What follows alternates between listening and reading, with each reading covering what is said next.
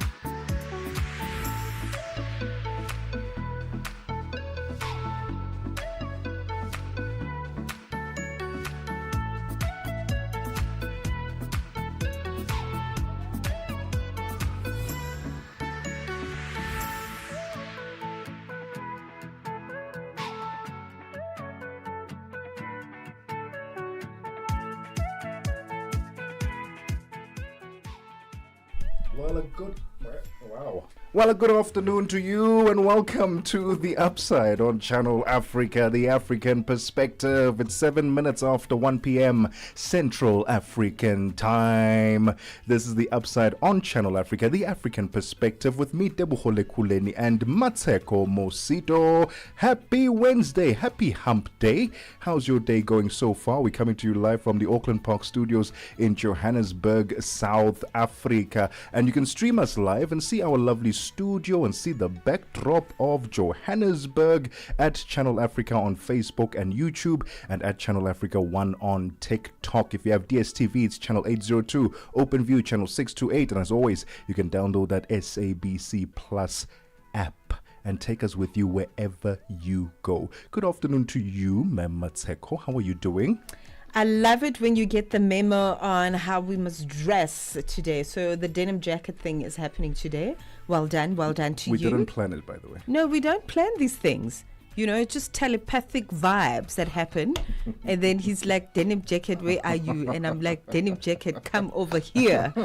And then we just end up looking the way we're looking. I'm good. How was your day? Fantastic day. I tell you what, let's be honest.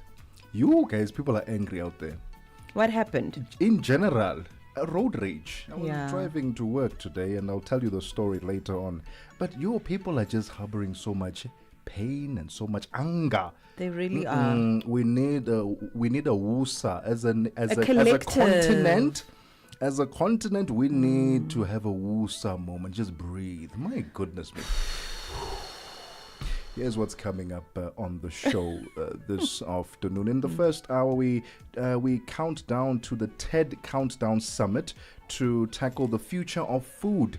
Danone's Leanne Kaiser joins us to unpack why dairy could be Africa's secret weapon in fighting malnutrition and building sustainable food systems. And then we talk food and fashion. Fabiani steps into the lifestyle space with a Nelson Mandela Day activation, blending coffee culture and community upliftment. We'll be talking about the Fabiani Cafe pop-up and all the meaningful partnership that it's going to bring on the day. And then if you are a travel snob and a travel fanatic like I am, you're going to absolutely love our conversation in the second hour, because we are going to 3 countries: Zambia, Zimbabwe, and Botswana. How exciting is that? Personally, I have not been to 2 of those. Out of the 3, I haven't been to 2. I'll let you guess which ones. And then our final conversation, we are bringing Africa's first ever martial arts tournament.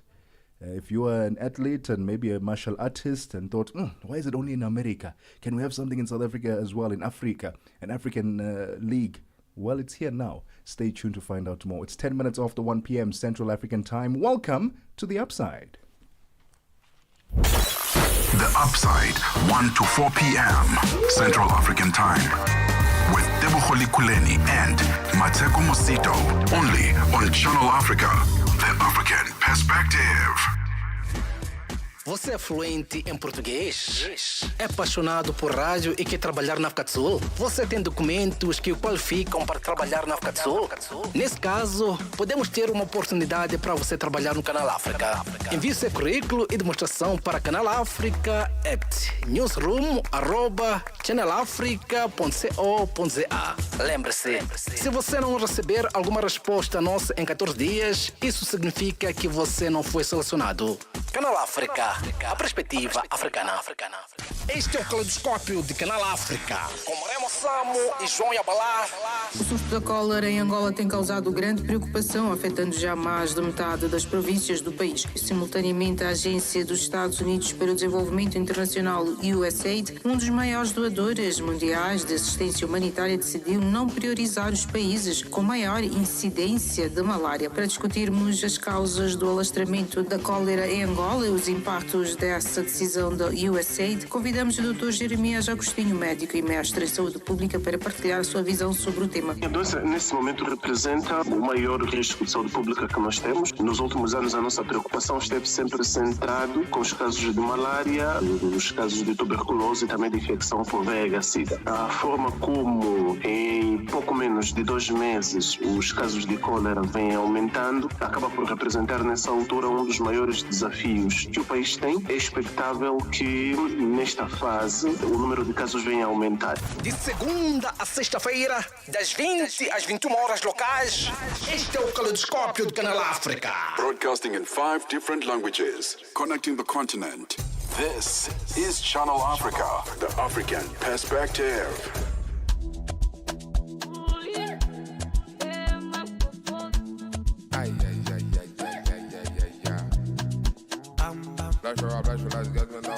Channel Africa is the pulse of the continent, African-led, African-run, and deeply rooted in its heritage. It's the only international station that speaks to Africa in its own voices: English, Kiswahili, Chinyanja, French, and Portuguese. The languages that unite 1 billion people.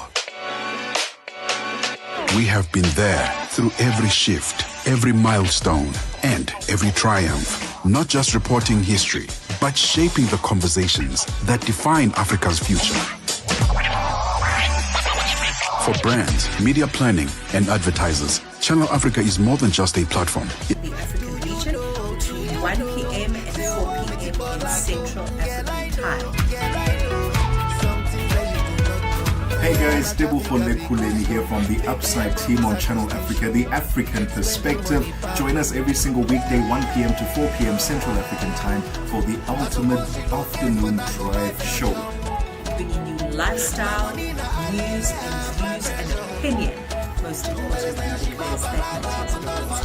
So catch us on air. I, of course, work with the wonderful Lekhuleni, and we are very happy to be here. So join us.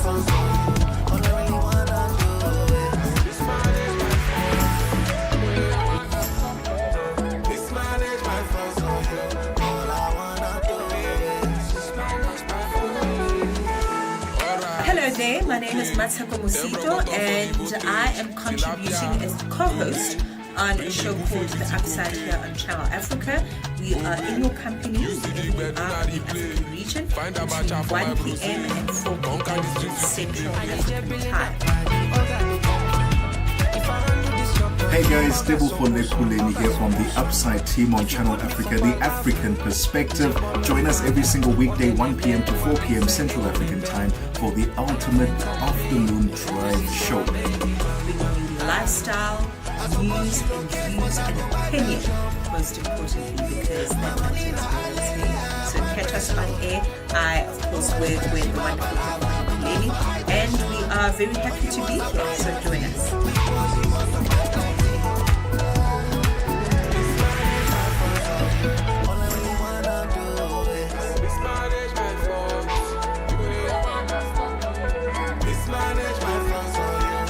Hello there, my name is Mosito, and I am contributing as the co-host on a show called The Upside here on Channel Africa.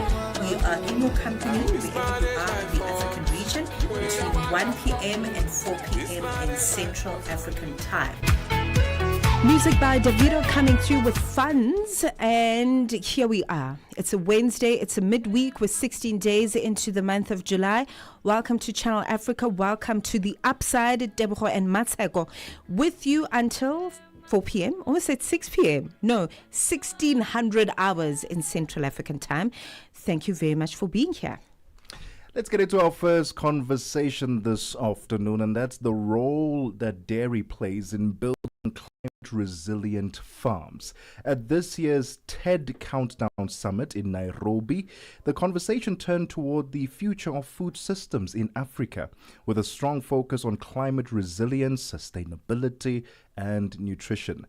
Danone Southern Africa joined the global gathering, adding its voice to the call for change by highlighting the unique role dairy can play in building food systems that are both sustainable and inclusive. Well, we are joined on the line by representing Danone Southern Africa.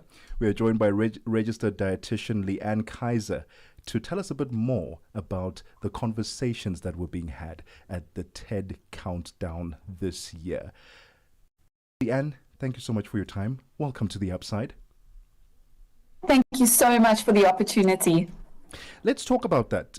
What does climate change or climate smart dairy production practically look like on the African continent, as it were? Yeah. So, it's an important message to cover, because I think that there is some misinformation about the role of dairy in a sustainable, climate smart, and also healthy diet, right? So, one of the things that you want to consider when you're planning a healthy and sustainable diet is, of course, the role of nutrition and making sure that the foods that you consume are giving you the nutrition value that your body really needs, while also being protective of the planet at the same time. And so, the first overarching message is to make sure that when we throw out messages about what kind of diets are climate protective, that we make sure that we use context when we talk about this. Example, you might have heard before the message that you should restrict your dairy intake in order to protect the climate and in order to protect the planet. But remember that in the scope of Africa, where generally our dairy intake is exceptionally low, less than 100 mils per person per day of dairy intake, compared to, for example, Europe, where they're having closer to a liter of dairy per person per day. There is definitely a role to encourage and support the consumption and development of dairy as a sector in Africa, not only to drive nutrition, but also to drive economic development. But what is key in all of that is making sure that as part of that dairy production, you are using a decarbonized supply of milk. So it means that when we work with new farmers, smallholder farmers, even large scale, enormous farmers, we make sure that they are integrating practices that are minimizing methane production, minimizing CO2 production, and making sure that we have decarbonized the process of producing milk as much as possible. So in short, enjoy your dairy intake. It's important for our continent, for nutrition and for social development, but enjoy dairy intake in a way that we know our farmers have adopted regenerative, protective practices. Leanne, when we talk anything to do with regenerative futures, it just gets me excited. And I think when we also talk about where our food comes from and how that affects not only our health, but our environment, because it's not an each sold separately situation.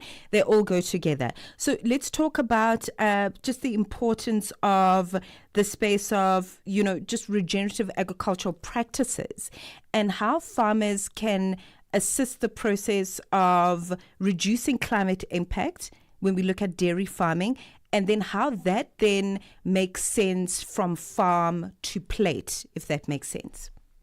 Yes, absolutely. And I know sometimes we say these big words and they can be quite overwhelming. Regenerative practices, what does it mean? And it's all really very practical when it comes to the farmer level. And I mean, Danone, for example, is partnering with farmers across the continent of Africa to teach them the small, meaningful, practical ways of adopting these regenerative practices and making sure they decrease their methane production. And really, it comes down to three key things. The first one is that we want to ensure the welfare of our cattle.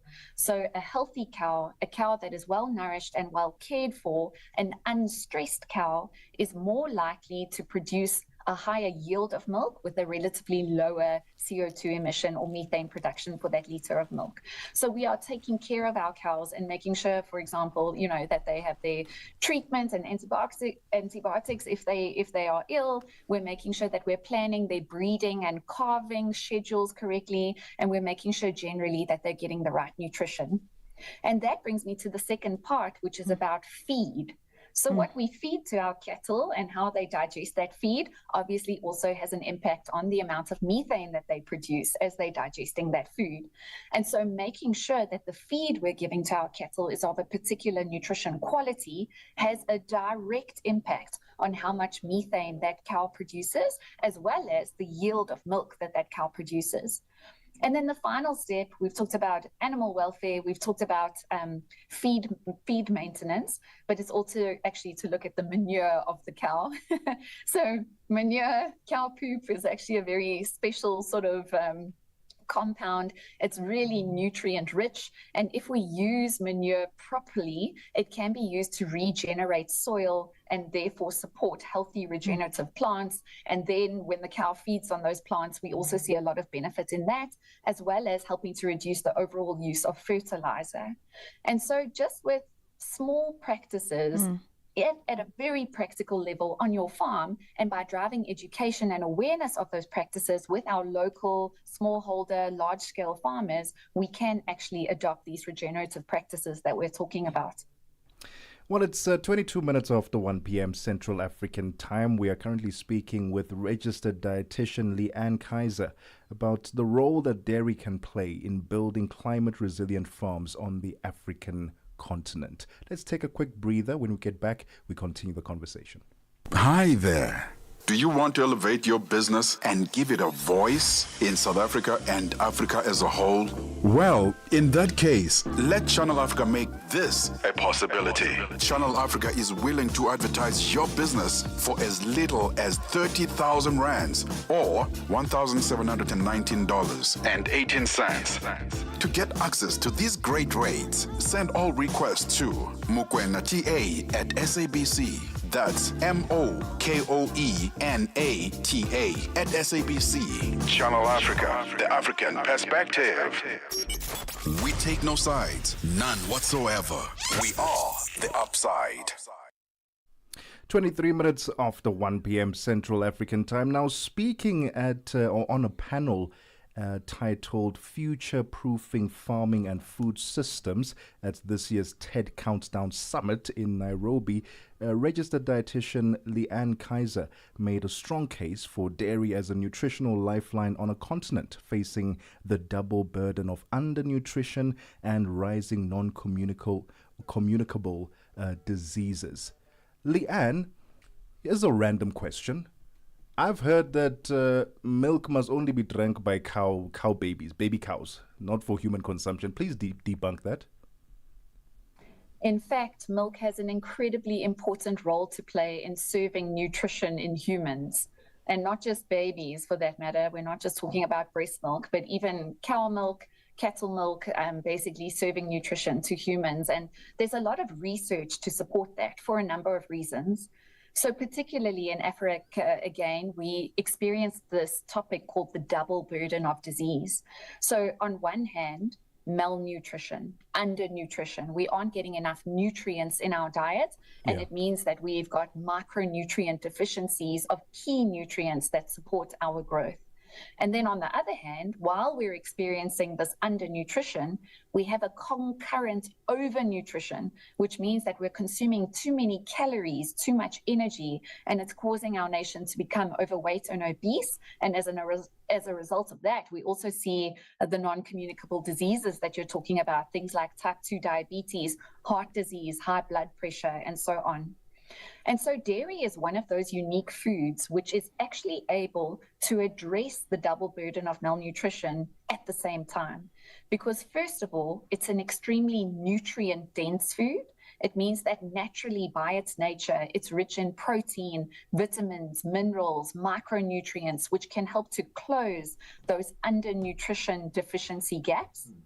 And then at the same time, research shows that people who are regularly consuming dairy products are actually more likely to have a healthy body weight, more likely to protect themselves against diabetes, more likely to protect themselves against heart disease.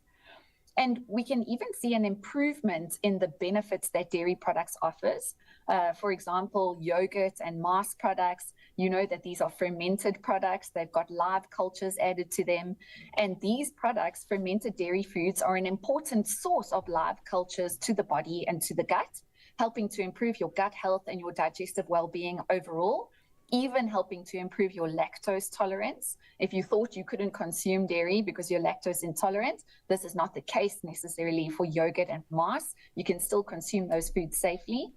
And so in so doing, through the gut, we're seeing an unlock of incredible benefits of fermented dairy products, helping to drive health benefits from being everything from the second brain in your body to improving your immunity. And again, most recently, research has shown that by consuming 2 cups of dairy, particularly yogurt, fermented dairy per week, you can actually help to decrease your risk of developing type 2 diabetes. And I'm sure in our lives, we all know somebody who's been affected by type 2 diabetes. Oh my goodness. I mean, for me, the research is really fascinating, Leanne, but let's talk about, just to build on those ideas, and how you've previously noted that dairy is often left out of the conversation around global climate strategies and how important it is for its potentiality on the African continent. So my question then is access to that. We speak about the many problems that we've got between malnutrition and tackling obesity. So our problems are many. How can we, I know this is a very big question, but I think as much as possible, how can we actually drive access to more children, who, of course, whose bodies are growing, and we want to make sure that we do that in a sustainable manner. So access to dairy products on the continent at the moment. Your thoughts? We have to support the development of the dairy infrastructure. So it means, one of the reasons why our intake of dairy is so low across the continent of Africa is because we don't have the infrastructure of dairy farming existing on the continent, to the scale that's available, for example, in European countries. And so when it comes to the allocation of funding and support and resources, especially in light of economic upliftment and job creation, also in the light of climate change and methane mitigation, and then ultimately in the spirit of supporting nutrition across the continent, investing in dairy infrastructure is an incredibly important lever. Because if you can initiate agricultural dairy farming, first smallholder farming, incorporating more communities, incorporating more employment, this ultimately will help to increase the production of dairy as a commodity, as a food that we can consume every day, and it will also drive growth in economic development and employment. So the call to action is really clear. If you can support dairy infrastructure, and by the way, even as a consumer, you can do that simply by increasing your intake of dairy products. This indirectly sends a demand down the supply chain to say, we need more milk. We need more milk to be produced, and therefore we need more dairy farms to be established in Africa. Well, I've been inspired, and that means that after the show, Mmatsheko and I need to go grab a glass of milk or two. Okay, not Mmatsheko. Leanne, thank you so much for your time this afternoon and for shining a light on the potential that dairy can have on the continent, and often overlooked conversation, and we hope that it will come to the forefront, not just in South Africa, but throughout the whole continent. Thank you so much. Thank you for the opportunity. The voice there of registered dietitian Leanne Kaiser. It's 30 minutes after 1 p.m. Central African time. Let's get the latest the latest in sports news with Figile Lingwati. Sports on Channel Africa. The African perspective. Good afternoon, guys. We kick off with football news. The Confederation of African Football, CAF, has officially approved Mandela National Stadium, Nambole, to host matches of the upcoming African Nations Championship, CHAN 2024. The tournament is scheduled to take place from the 2nd to the 30th of August this year. This development follows an 8-day inspection tour by CAF experts who assess stadiums in Kenya, Tanzania, and Uganda. Their evaluation focused on several key areas, including access roads to the stadiums, media facilities, the broadcasting quality of matches across various platforms, national security measures, and the availability of accommodation for visiting teams and officials. CHAN is a continental tournament exclusively for players who feature in their domestic leagues. It aims at promoting local talent and strengthening domestic football competitions across Africa.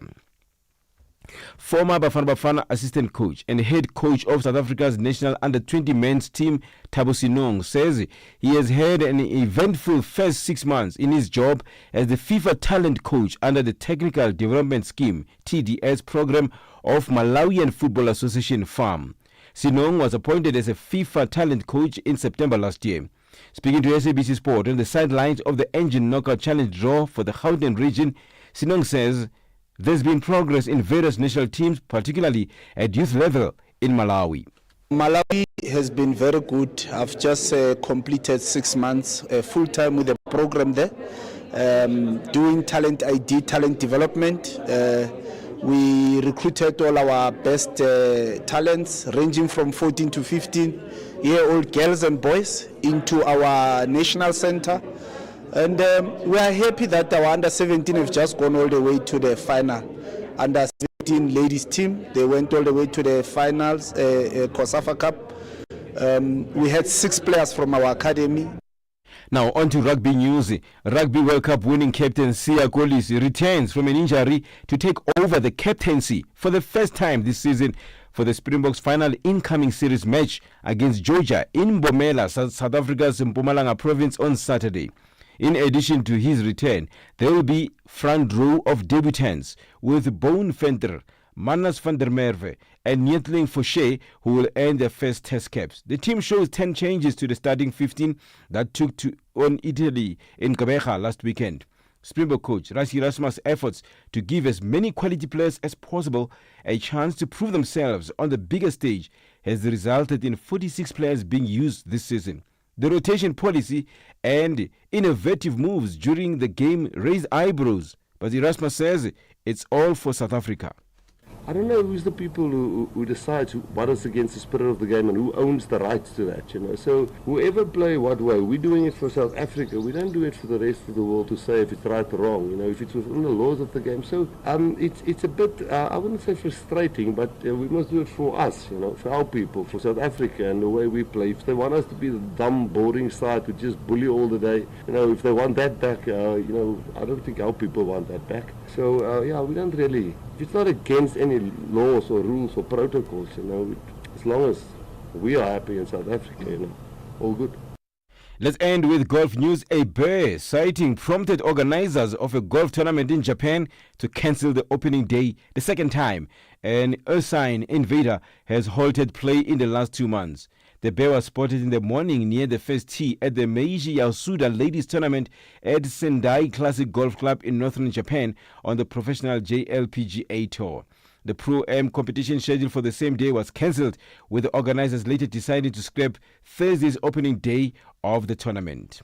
For any sports stories you'd like to share with us, please do send an email to newsroom@channelafrica.co.za or call us on +2711 714 4459. This is Channel Africa Sport with me, Figile Dungwati. Sports on Channel Africa. The African perspective. Africa.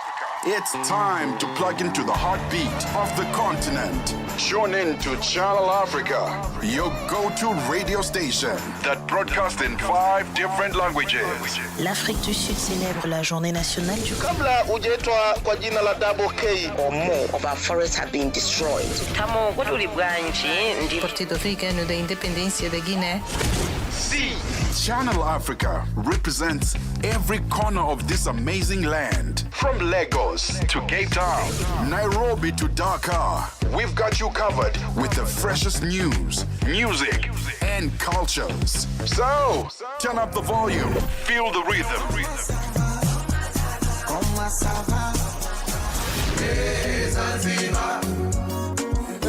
Enjoy the conversation. Channel Africa, the African perspective. 36 minutes actually after 1 p.m. Central African time. Let's say good afternoon now to Noluthando Buthelezi, who has your business news.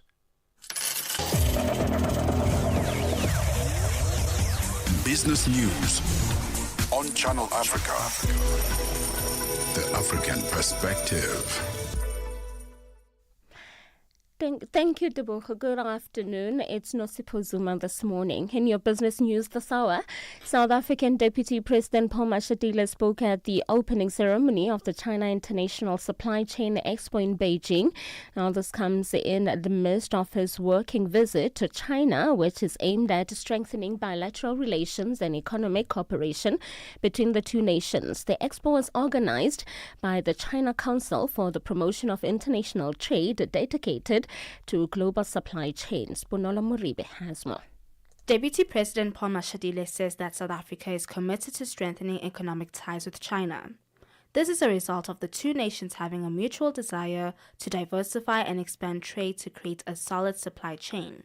In his opening remarks, Mashatile says that Pretoria will have the chance to diversify exports, whereas Beijing will have the opportunity to further its economic partnerships with the African continent. He further reiterated the importance of strengthening the two countries' relationship to ensure that the outcomes of South Africa's G20 presidency reflect the shared aspirations of the Global South. Bonolo Maribe, SABC News. Ghana's cocoa regulator says increased disease incidence caused by prolonged rainfall and a lack of sunlight could lead to a moderate production decline. Now, this follows calls by farmers for state intervention to mitigate the impact of bad weather. The West African country, the world's second biggest cocoa producer, has seen output fall in previous seasons due to diseases, adverse weather condition and rampant illegal gold mining, which destroys cocoa plantations and reduces yields. The regulator says that preliminary assessments suggest that production may see a moderate decline compared to earlier projections. South Africa's Gauteng Department of Health says its $3.7 billion budget allocation for the 2025-2026 financial year will be used to strengthen services, improve infrastructure and address priority health needs across the province. Now, this was announced this morning during a post-budget briefing at the Gauteng legislature in Johannesburg. Among the key priorities for the department is to improve health infrastructure delivery, mother and child services, HIV and TB outreach programs, as well as expand mental health services. Gauteng Health MEC Nomandungomo Ralahoko. This budget is far important impact on delivery. And the allocation will strengthen our provincial health system, advance universal access, and ensure that dignity and care remain central to our service. We will continue to work with all partners, staff and communities to ensure that every rand works for the people of Gauteng. Senegal's finance ministry says the country has raised $644 million in its second public bond offering of 2025, exceeding its initial target of just over $530 million. The issuance, which ran from the 19th of June to the 8th of July, forms part of the government's broader strategy to diversify budget financing sources, deepen the domestic capital market, and manage public debt. Now, Senegal has seen mounting concerns about its debt levels. Its international bonds have lost roughly a quarter of their value since revealing in September it had what analysts estimated as up to $14 billion of previously undisclosed debt. And finally, the founder and CEO of Meta, Mark Zuckerberg, is expected to testify in a high-stakes trial later today in the U.S. state of Delaware. A group of shareholders allege that he and other senior company officials should be held liable for billions of dollars in fines for privacy violations by Facebook. The BBC's Lily Jamali has more. The shareholders allege that Mr. Zuckerberg's actions have led to the company paying out billions of dollars in costs because of privacy violations. They say the way he ran the firm ultimately led to the Cambridge Analytica scandal, in which the data of millions of Facebook users was leaked and used by a political consulting firm. The shareholders are also suing other former directors who they say protected Mr. Zuckerberg. The defendants reject the claims, calling them extreme. Meta declined to comment. Your financial indicators: $1 US in Nigeria is trading at 1,521 naira, and in Botswana it's 13.24. Kenya, the dollar is trading at 128 shilling 58, and in Zambia it's 23 kwacha 05. The BRICS countries: $1 in Brazil is trading at 5 real 56. Russia is 78 rubles or 1. India it's 85 rupees and 90. China at 7 yuan 17, and in South Africa $1 is trading at 17 rand 86. $1 is trading at 74 pence to the British pound and 85 to the euro. Looking at commodities, gold is trading at $3,339 and platinum at $1,400 per ounce. The price of Brent crude oil is at $68.31 a barrel. Now, for any business news stories you would like to share with us, please send an email to newsroom@channelafrica.co.za or call us on +27 11 714 4459. For Channel Africa Business, I'm Mosito.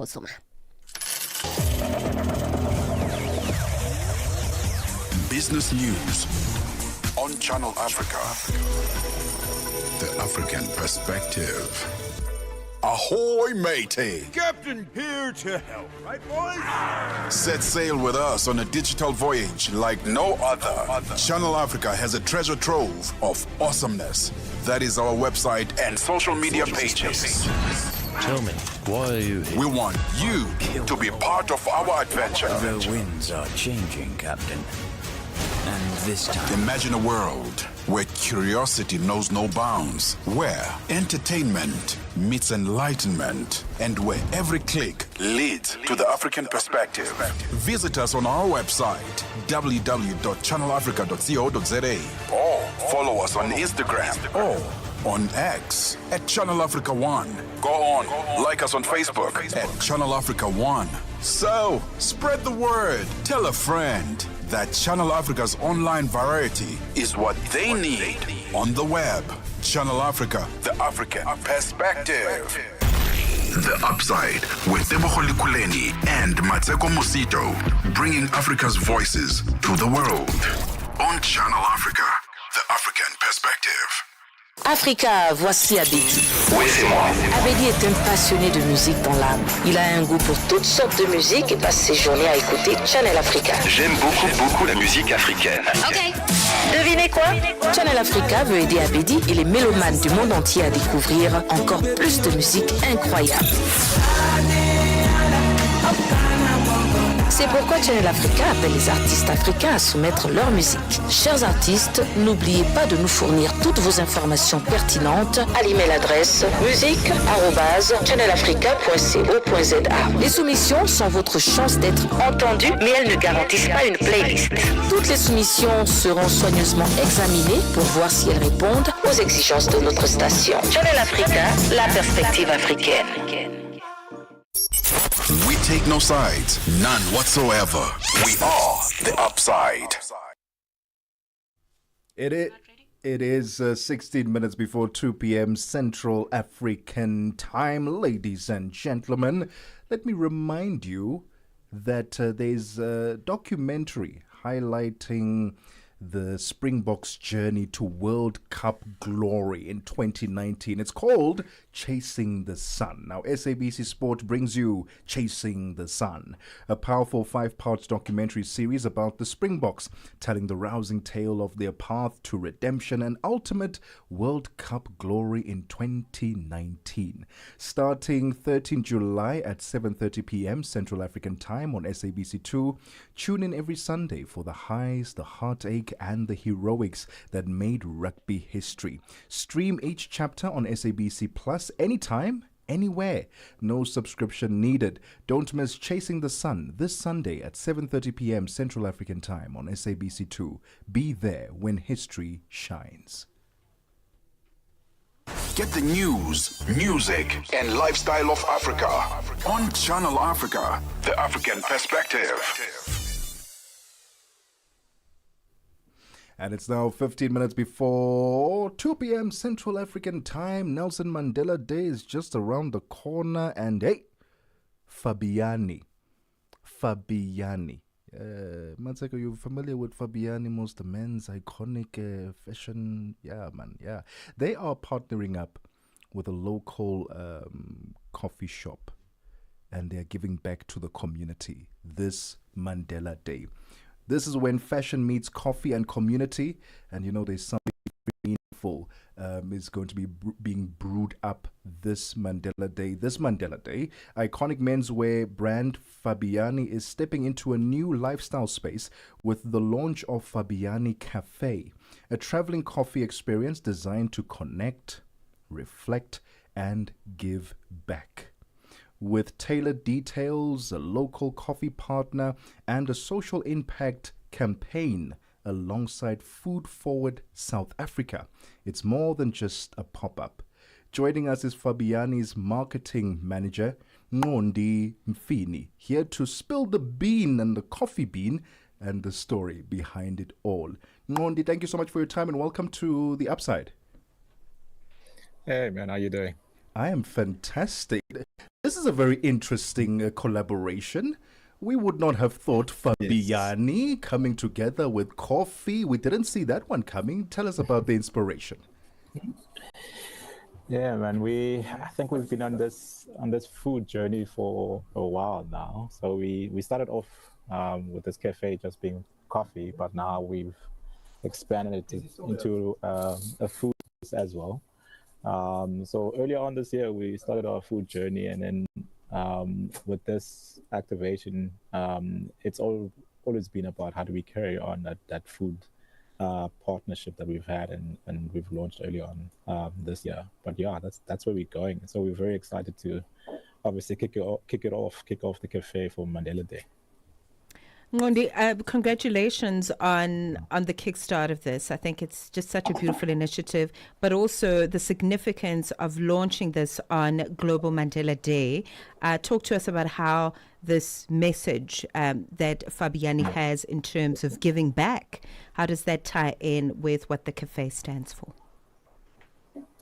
Yeah, sure, man. I think for us, really, it's always been about purpose-driven platforms and things that we do within the brand. So even when back in the day when we launched the Red Cross initiative, it has always been about how do we always give back to the community. So with Fabiani Cafe, we're launching it the 17th of July at our head office, but then we head into Waterfront the 19th and 20th.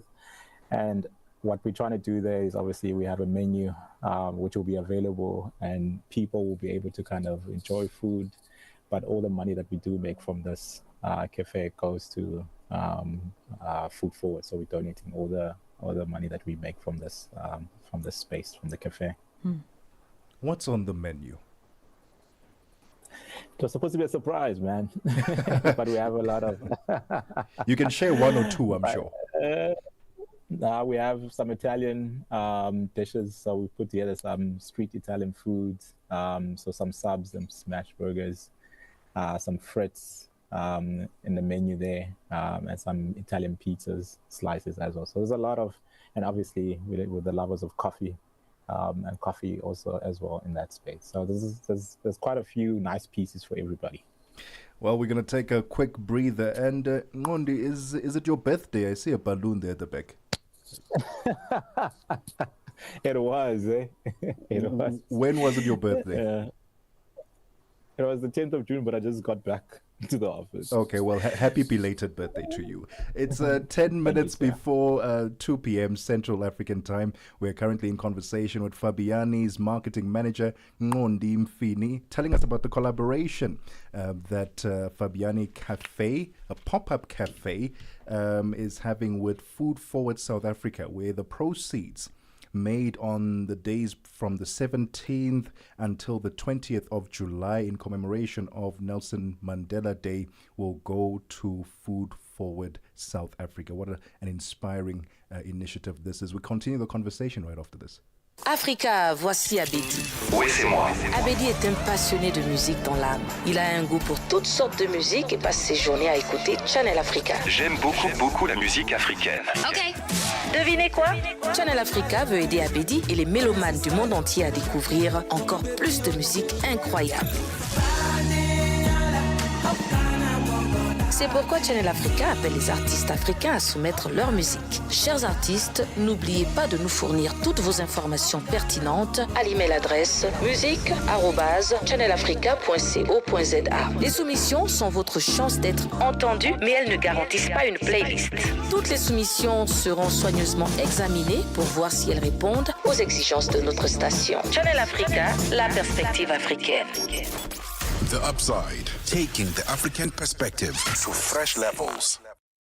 All right, so we're focusing on themes around International Mandela Day, and South Africa's most iconic fashion brand is stepping off the runway onto the streets. And we're looking at the launch of the Fabiani Cafe, which is a mobile lifestyle cafe experience that is designed to bring people together over great coffee, bold conversation, and community. And I'm sure the fashion is not going to be left behind in this context. So we are speaking to Ngondi Mfini in his capacity as marketing manager at Fabiani. Ngondi, let's talk about the cafe itself, because it can never just be about the coffee. We're looking here at the holistic, concept, the uniforms, the interior detailing within the cafe. How does that reflect brand Fabiani, and how is fashion going to meet food as a concept?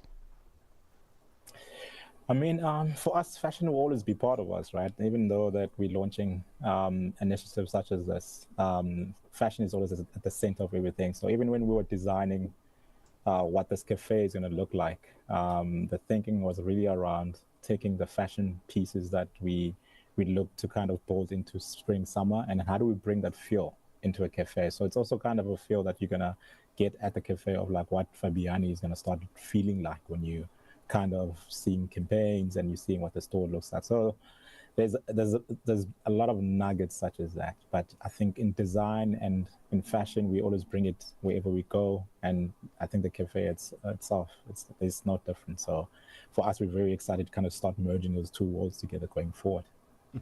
And tell us about your partnership with Food Forward South Africa and why you chose them to partner up with, because from what I understand, they do incredible work with dealing with excess food that is being left behind with the restaurants and bringing them to needy communities, people who need it the most. And how then did this partnership come together and you identify Food Forward South Africa as the place where you want to give back to?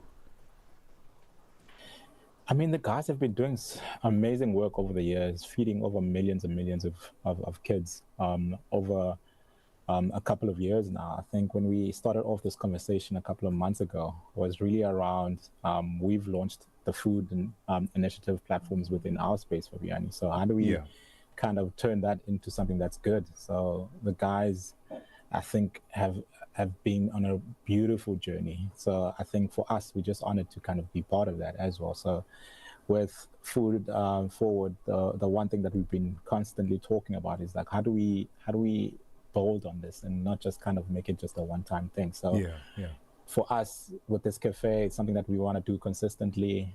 Food Forward also has gardens that we're going to be sourcing all the majority of the ingredients from. So it's not just about making the funds to donate, but even the food that we're sourcing, the ingredients, we're going to be sourcing it from their gardens that they use. So there's a longer term kind of partnership that we're working on. Even the chefs that we bring on into the future is seeing how do we empower those upcoming young chefs that can't find opportunities in this space. So there's a kind of a bigger picture and bigger kind of thinking within this cafe of really how do we do good in different spaces, but I think it starts here for us. Yeah. I think, I mean, this is me not talking to, purely as a marketing expert, because I've seen over the last decade, in fact, more than that companies globally are moving away from being a company and having these little droplets of CSI in the corner. They are now incorporating humanitarian aspects into the brand itself, into who they are. I don't know what the marketing term is, but it's something to do with human, So I really like that. Talk to us about, that as part of the Fabiani brand going forward. I think just looking beyond this week that is so significant for celebrations around Dada Madiba, incorporating acts of goodwill into brand Fabiani going forward. Yeah, and I think I totally agree. If you look at what everyone has been obviously trying to achieve, I think we're all trying to do good in different spaces. I think for us as well, as you're saying, it can't be two different things. It needs to be part of the brand. So as we talk food and build food in different spaces, and that's why when we chose Food Forward, it made so much sense as a brand. That's something that we have been kind of pushing forward, and food is part of where we're going as a journey. And then even after this week with Mandela Day, we look to work on the World Food Day in October with Food Forward and the team. So it's not just like this week. It's how do we continue that partnership into other initiatives, and then how do we build a calendar that consistently is helping different individuals in different spaces.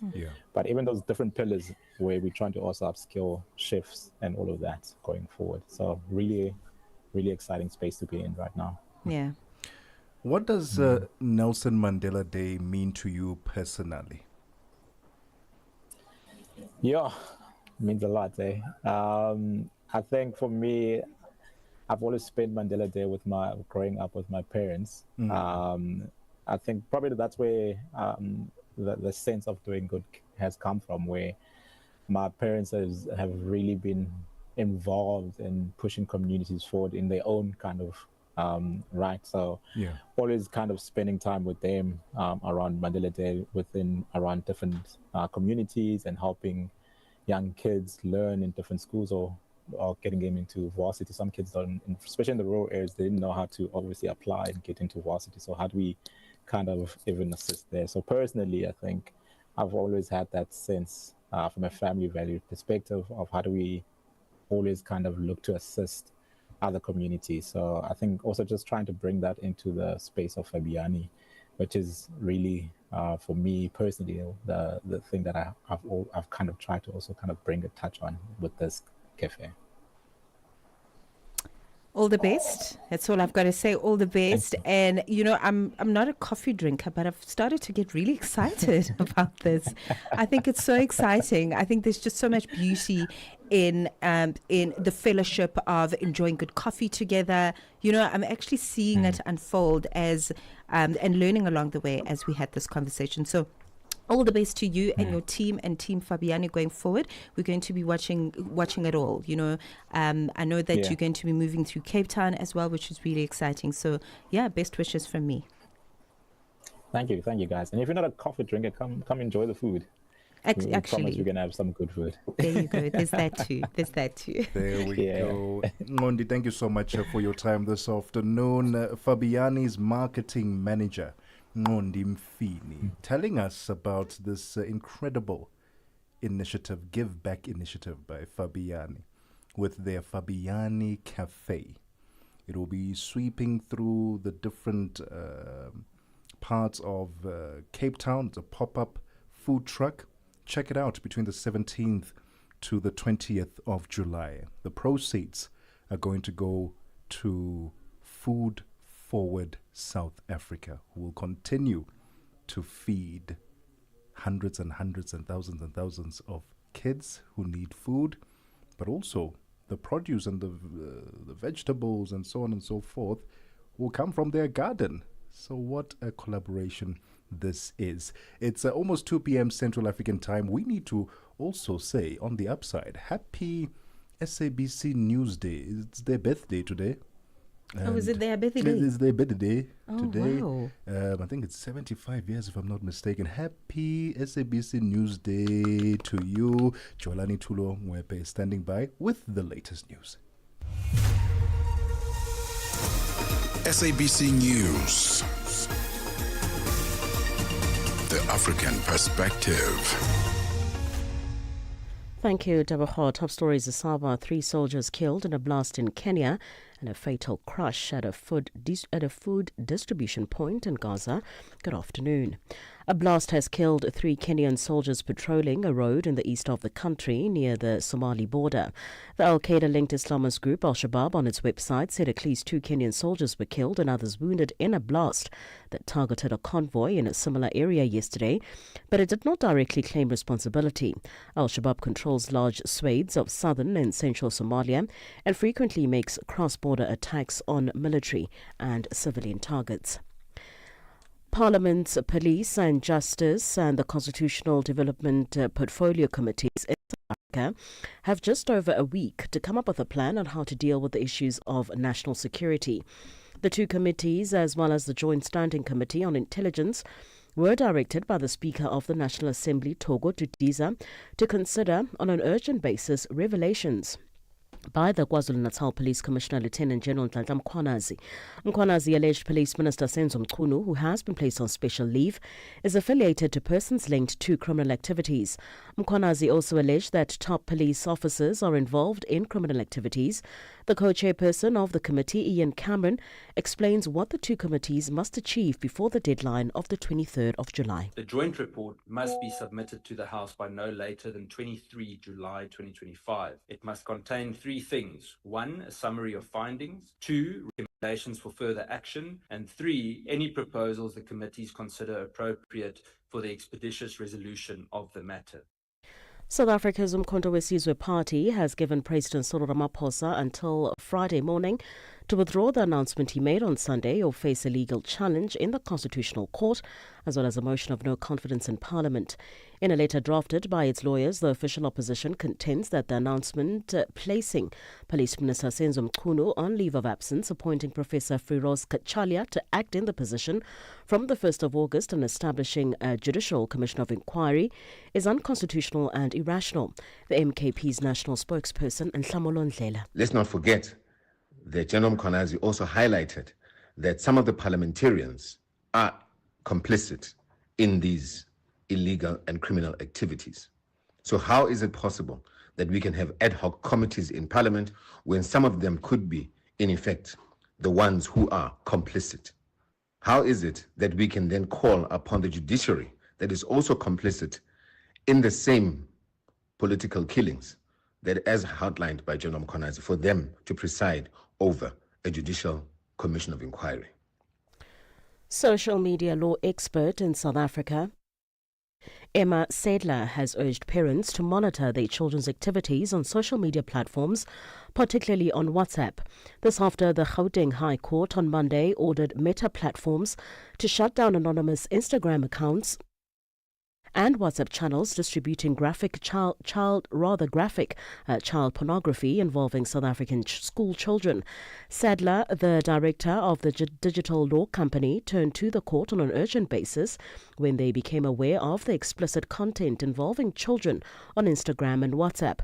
According to Sadler, the explicit pornographic photos and videos frequently include additional details about the child depicted, such as their name, grade, and school. I really urge every parent listening to go and look at their child's WhatsApp account and go through if they are following any channels. All the rules around digital hygiene, looking after children, knowing what they're up to, making sure that young children are not on social media. And very, very dangerous is this idea that WhatsApp is not social media. What we're seeing is that WhatsApp is not just social media. It's actually more dangerous than the other platforms because of these huge channels and because there's just zero accountability. No person identified on any of the platforms, and they're just doing whatever they want to. The Israeli and US-backed organization that's taken over food distribution in Gaza says there's been a chaotic crush at one of their sites with 20 people killed. The Gaza Humanitarian Foundation says one person has been stabbed while the others were trampled to death in what they called a dangerous surge at the centre in Khan Yunis. The BBC's Imogen Folks has the details. There has been over some weeks criticism of the way GHF delivers aid, focused in small sites where crowds wait for hours and they're kind of herded into like pens while they wait.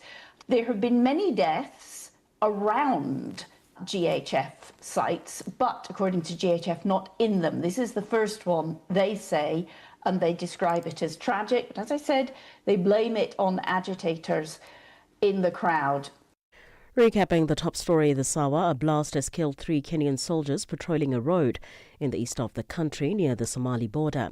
For any news stories you would like to share with us, please do send an email to newsroom@channelafrica.co.za or call us on +27 11 714 4459. For Channel Africa News, I'm Jolani Tulo-Webe. SABC News. The African Perspective.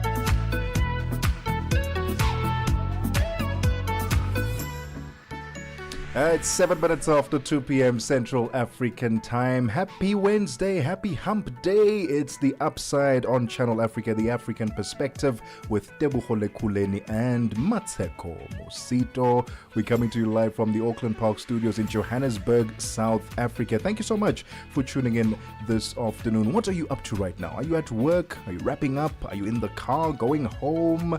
Well, we hope you're having a productive day on this fine Wednesday. Let us know where you're streaming us from on our WhatsApp line +2763 406 9126. At Channel Africa on Facebook and YouTube is where you can stream us live. See our wonderful studio. If you have DSTV, it's channel 802. And as always, you can download that SABC Plus app so you can take us with you wherever you go.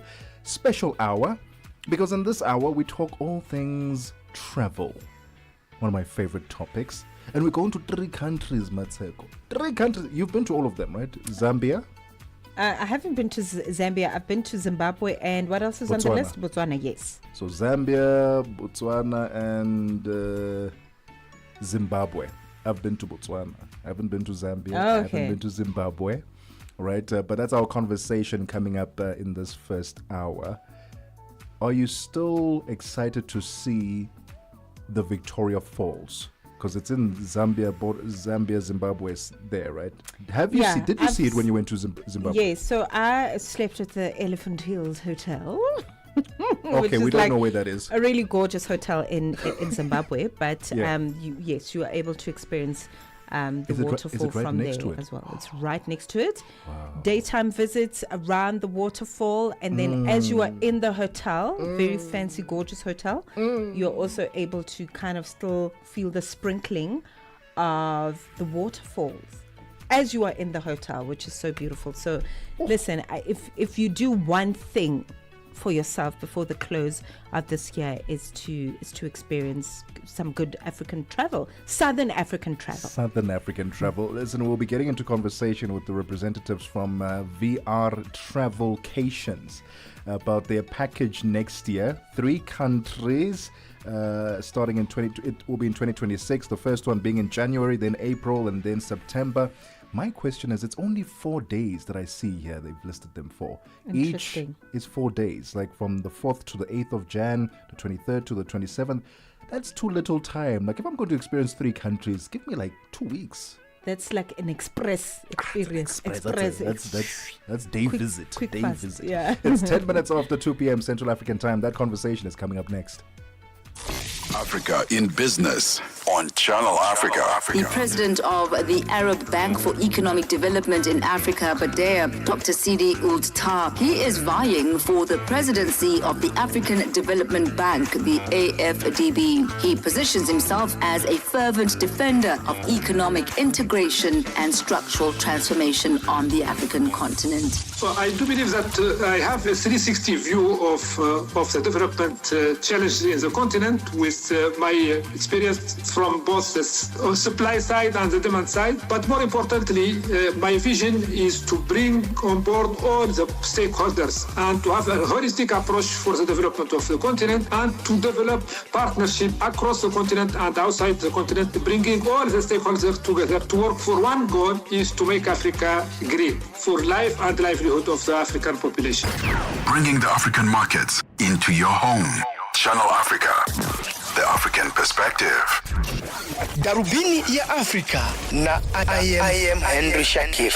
Hawa wa Afrika Kusini wenye asili ya kizungu ambao wamepewa ukimbizi huko nchini Marekani. Je, nini chanzo cha wao kuomba ukimbizi nchini Marekani? Wenyewe hawajaomba ukimbizi. Kuna shirika fulani inaitwa AfriForum, shirika mbili za wazungu ambao wanatetea haki ya wazungu hapa, AfriForum na Solidarity. Hao walienda Marekani kufanya kampeni kusema kwamba wazungu wananyanyaswa hapa Afrika Kusini, na walivyofanya hiyo kampeni serikali iweze kuwafuatilia kujua nini ambacho mnasema kwamba mnanyanyaswa. Kuna namna ya wao kwamba wamepoteza uraia wa Afrika Kusini, na je, endapo Trump akamaliza muda wake madarakani, uhalali wao wa kuishi nchini Marekani ukoje?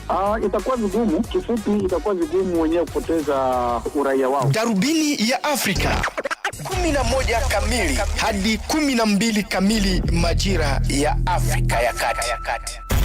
The Upside with Tebogo Lekhuleni and Mosito, bringing Africa's voices to the world. On Channel Africa, the African perspective.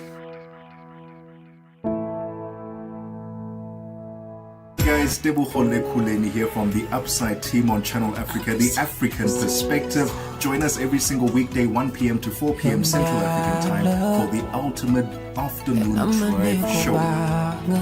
Lifestyle, news, and opinion. Most importantly, because that matters here. So catch us on air. I, of course, we're with wonderful Lekhuleni, and we are very happy to be here. So join us.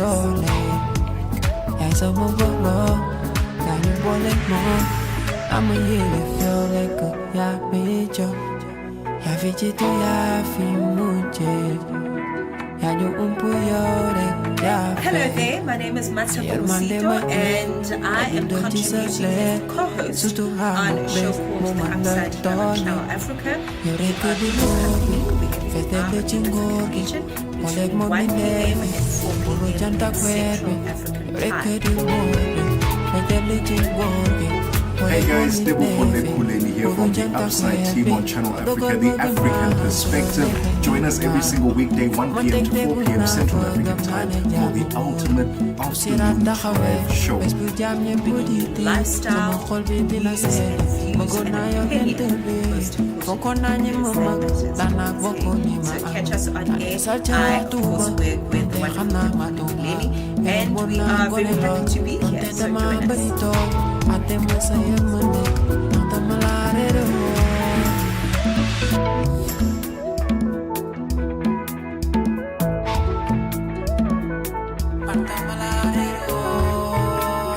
Hello there, my name is Mosito, and I am contributing as the co-host on a show called The Upside here on Channel Africa. We are in your company, we are in the African region between 1 p.m. and 4 p.m. in Central African time. Hey guys, Tebogo Lekhuleni here from the Upside team on Channel Africa, the African perspective. Join us every single weekday, 1 p.m. to 4 p.m. Central African time for the ultimate afternoon drive show. Lifestyle, news, and views, and opinion. Most importantly, because that matters always here. So catch us on air. I, of course, work with the wonderful Tebogo Lekhuleni, and we are very happy to be here. So join us.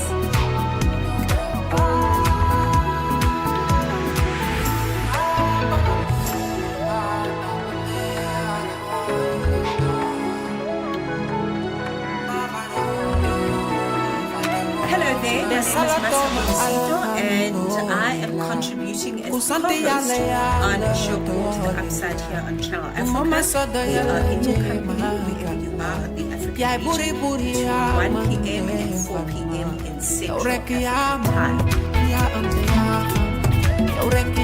Hey guys, Tebogo Lekhuleni here from the Upside team on Channel Africa, the African perspective. Join us every single weekday, 1 p.m. to 4 p.m. Central African time for the ultimate afternoon drive show. Lifestyle, news, and views, and opinion. Most importantly, is that matters. So catch us on air. I, of course, work with the wonderful Lekhuleni, and we are very happy to be here. So join us.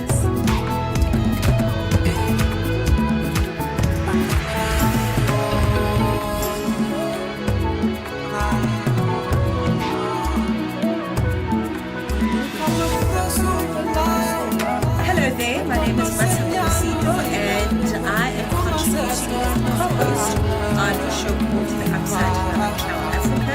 We are in your company, we are in the region between 1 p.m.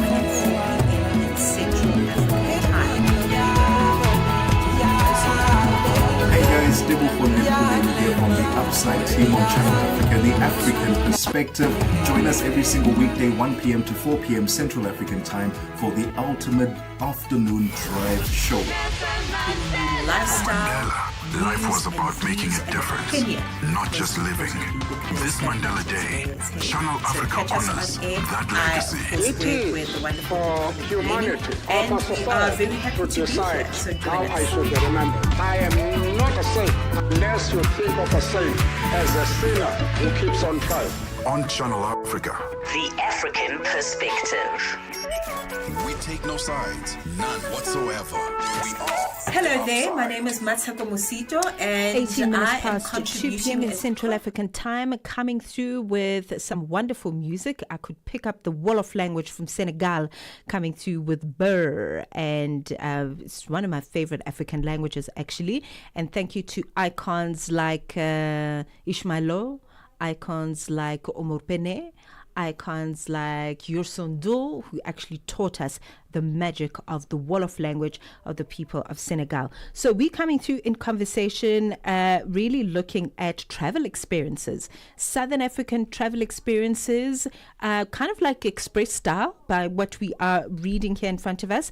But listen, we want you to actually experience it live. Okay, it's not just about the talking, it's about us getting onto a plane and taking these experiences and taking you with us. 100%. And we're going to go into that conversation in a moment because I've got so many questions for our amazing guests. I just have to remind you that there is an award-winning... Did it win awards, this documentary?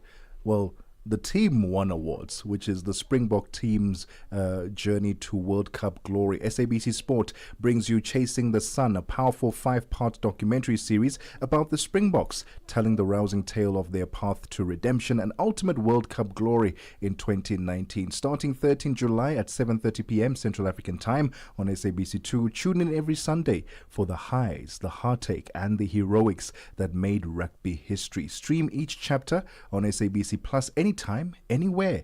No subscription needed. Don't miss Chasing the Sun this Sunday at 7:30 p.m. Central African time on SABC2. Be there when history shines. If it's news and current affairs, leading opinions, and thought leaders that get your groove, this is your home, The Upside. Es-tu préoccupé par quelque chose? Es-tu passionné par les questions qui comptent? As-tu une voix qui mérite d'être entendue? Eh bien, nous avons la plateforme parfaite pour toi. Téléphone-nous ou fais-nous un WhatsApp au +27 66 408 87 42 et nous te rappellerons. Sois dans la conversation. Salut Channel Africa, ici Beno le diamant rouge. Yes, it's time for the conversation I've been waiting for the whole day. The whole week. The whole week. We are traveling today. We are going to see Zimbabwe, Zambia, and Botswana. What a package that is going to be. And we'll be getting into conversation with the representatives of VR Travelcations. Because, my goodness me, this is a package, Mmatsheko, that we need to be a part of. Listen, for many people, I know for many Africans, Victoria Falls has been sitting on our bucket lists, okay? And even if you've been there before, it's still there because it's such a beautiful experience. So this might just be the perfect time to tick it off, and not only tick it off, but do so in style.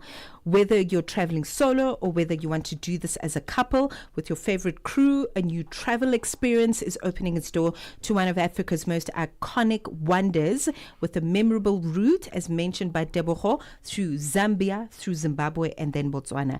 So this cross-border adventure is more than just a sightseeing trip. It's actually about inviting you to connect with nature, to connect with the continent, to connect with fellow travelers, which is really exciting.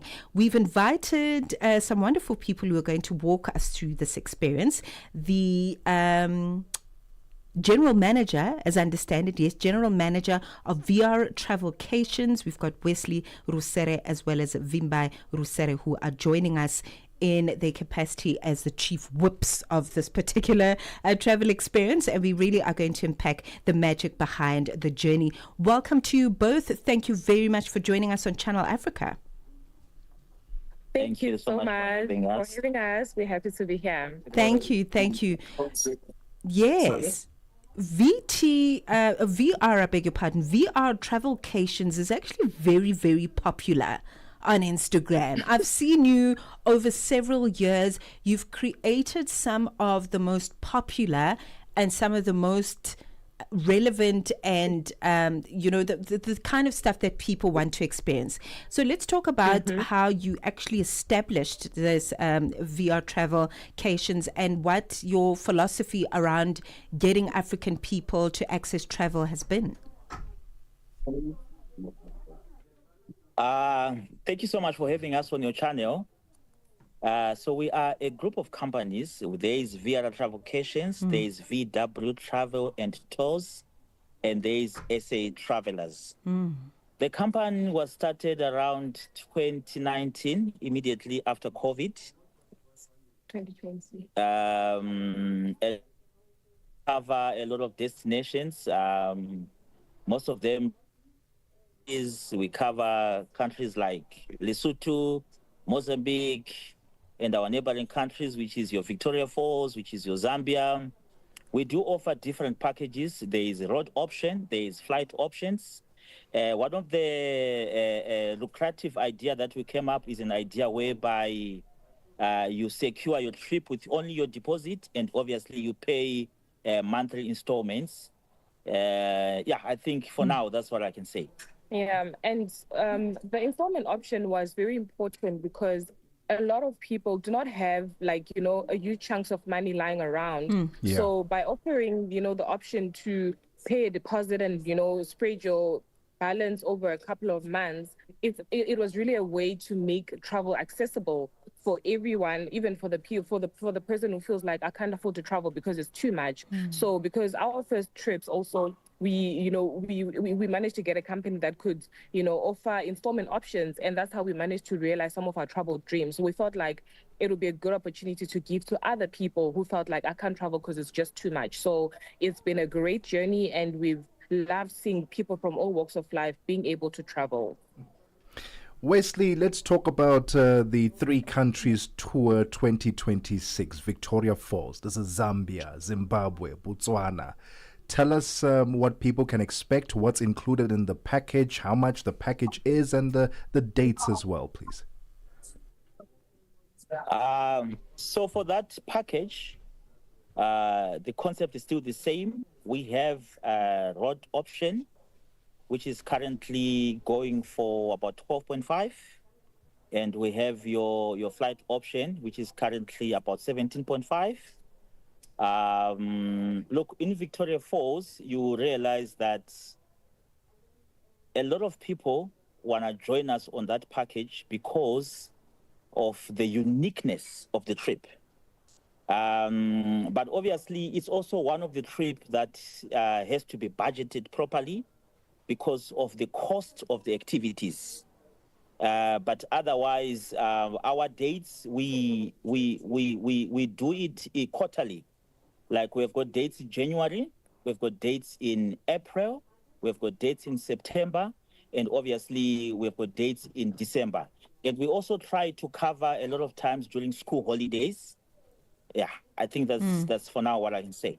Okay. And the package also would include basically transports. So for those that are on the road option, they would be taking, a road transport from Johannesburg to Victoria Falls. It's quite a long drive, but it's kind of nice because we bring a lot of people together. So they manage to, they can have good vibes on the road and everything and get to mingle as well.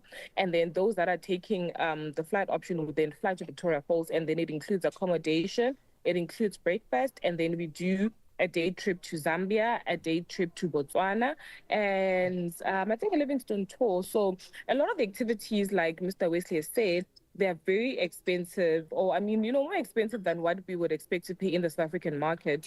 So yeah, it is a trip that needs a good budget, but we've made the package affordable so that at least you can still have, some money left to budget for activities. Right, right. Victoria Falls is obviously like a really big highlight. You know, that's what we're raving about here, the Victoria Falls experience. And I think especially for people that have never experienced it, it's one of the highlights. But let's talk about some of the other unique stops. You mentioned this is a very kind of express kind of travel through the three countries because it's day trips. So let's talk about the other unique stops that travelers can expect, because people would love to know what they're going to see. Okay, so basically, if you're on the road option, you are going to like take an exciting road trip through Botswana. Botswana is very popular for its elephant population, so that is actually something really nice. And then our base is in Zimbabwe. So Zimbabwe has got a lot of like very nice activities, from helicopter rides over Victoria Falls. There is bungee jumping. There is like a lot of, and I mean, of course, how can we forget Victoria Falls itself, the waterfall, which is one of the wonders of the world. So that is something that is always so exciting to witness. And during other months after the rain season, it gets really, really like full. So it's quite a nice experience. And then in Zambia, obviously more adventure activities like the lion walk. We also do the devil's pool. So for those that don't know what that is, maybe curious from the name, it's basically you're hanging over a cliff, and like the river is basically flowing over you going down a cliff. So it's quite for the adventure seeker. So those that love adventures would definitely love this trip. And then Botswana is known for its safari. So Chobe National Park, that's where we do the game drive as well as the boat cruise. So for people who love nature, who love like want to visit Africa, and those who love adventures, this is the perfect trip for them.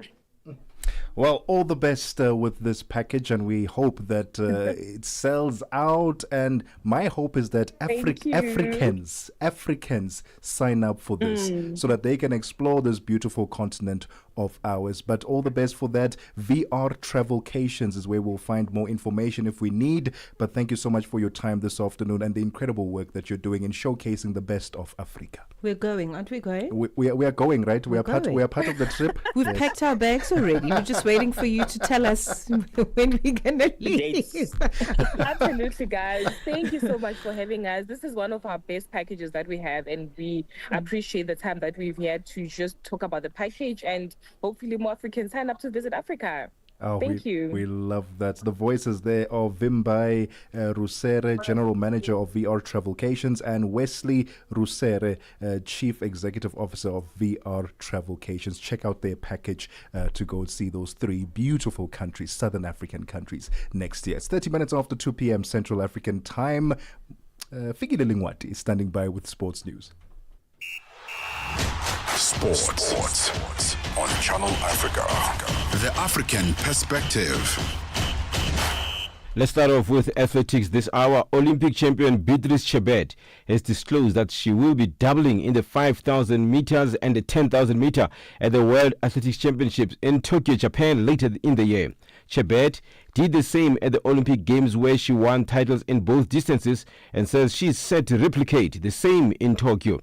At the last Worlds, she only managed a single medal in the 5,000 meter, where she won bronze. Chebet says her current form in Paris last year encouraged her to go for the double. The 25-year-old has had a good season so far and recently set a world record in the women's 5,000 meter at the Prefontaine Classic in the USA. She says that performance has injected a massive boost of confidence as she aims to conclude the season with 2 world titles and a Diamond League trophy.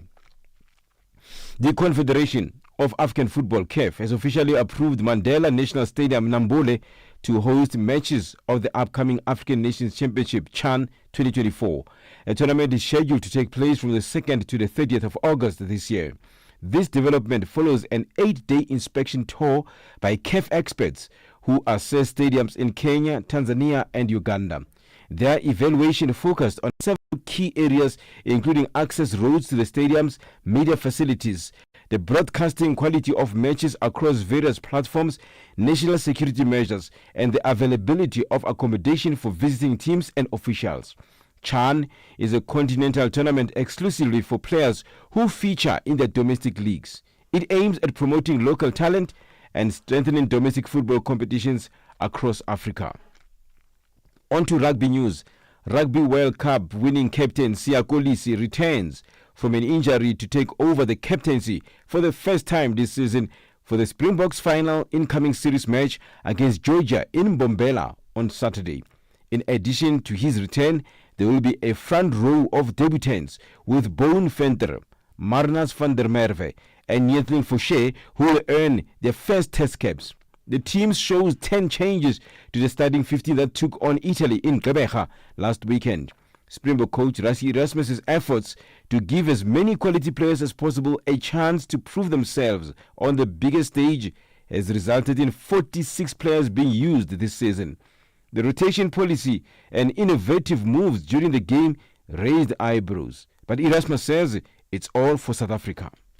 I don't know who's the people who decides what is against the spirit of the game and who owns the rights to that, you know. So whoever play what way, we're doing it for South Africa. We don't do it for the rest of the world to say if it's right or wrong, you know, if it's within the laws of the game. So it's a bit, I wouldn't say frustrating, but we must do it for us, you know, for our people, for South Africa and the way we play. If they want us to be the dumb, boring side who just bully all the day, you know, if they want that back, you know, I don't think our people want that back. So, yeah, we don't really, if it's not against any laws or rules or protocols, you know, as long as we are happy in South Africa, you know, all good. Erasmus says he was tempted to play Kolisi earlier, but he waited until the captain was 100% fit. It's always nice to have him back. He's our captain. You know, although we get guys like Jesse learning a little bit, you know, Damien Delende is vice captain this weekend. So we're growing also the experience of how to lead the team and what you expect from when you're not the leader, because you felt it now with Jesse. Dukes will feel it now. You know, we're really trying to mix it up. And finally, with golf news, a bear sighting prompted organizers of a golf tournament in Japan to cancel the open day the second time an ursine invader has halted play in the last 2 months. The bear was spotted in the morning near the first tee at the Meiji Yasuda Ladies Tournament at the Sendai Classic Golf Club in northern Japan on the professional JLPGA Tour. The Pro AM competition scheduled for the same day was also cancelled, with organizers later deciding to scrap Thursday's opening day of the tournament. For any sports stories you'd like to share with us, please do send an email to newsroom@channelafrica.co.za or call us on +2711 714 4459. This is Channel Africa Sport with me, Figile Lungwati. Sports on Channel Africa. The African Perspective. Parlez-vous couramment le français? Êtes-vous passionné par la radio? Et êtes-vous qualifié pour travailler en Afrique du Sud? Envoyez-nous votre CV et vos 3 minutes démo en MP3 à @channelafrica.co.za pour avoir une chance de rejoindre la famille Channel Africa. Si vous n'avez pas de réponse après 14 jours, cela signifie que vous n'avez pas été retenu. Channel Africa, la perspective africaine. It is 36 minutes after 2 p.m. Central African time. Let's now get the latest in business news.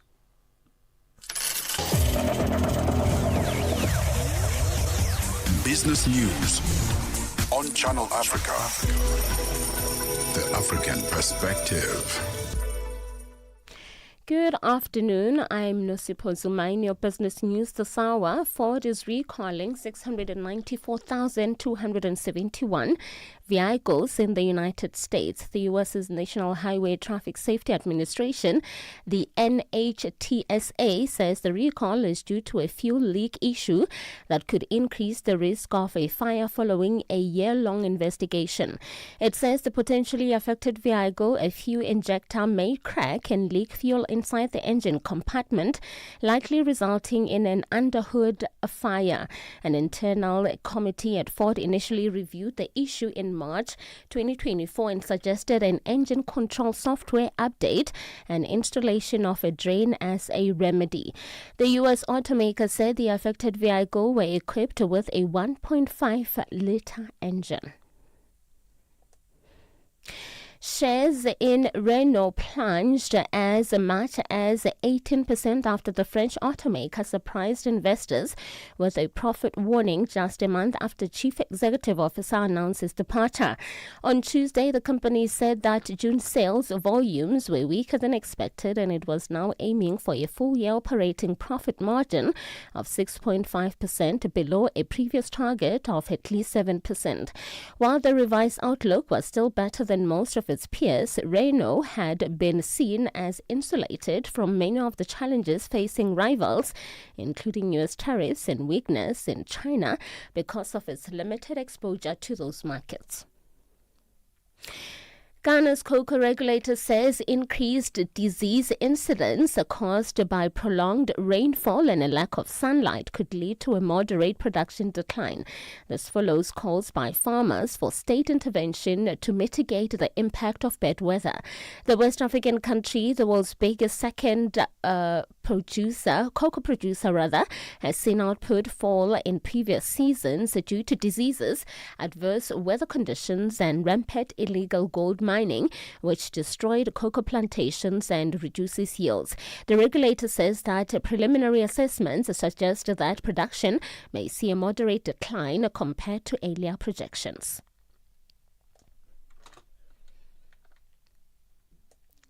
South African Deputy President Paul Mashatile spoke at the opening ceremony of the China International Supply Chain Expo in Beijing.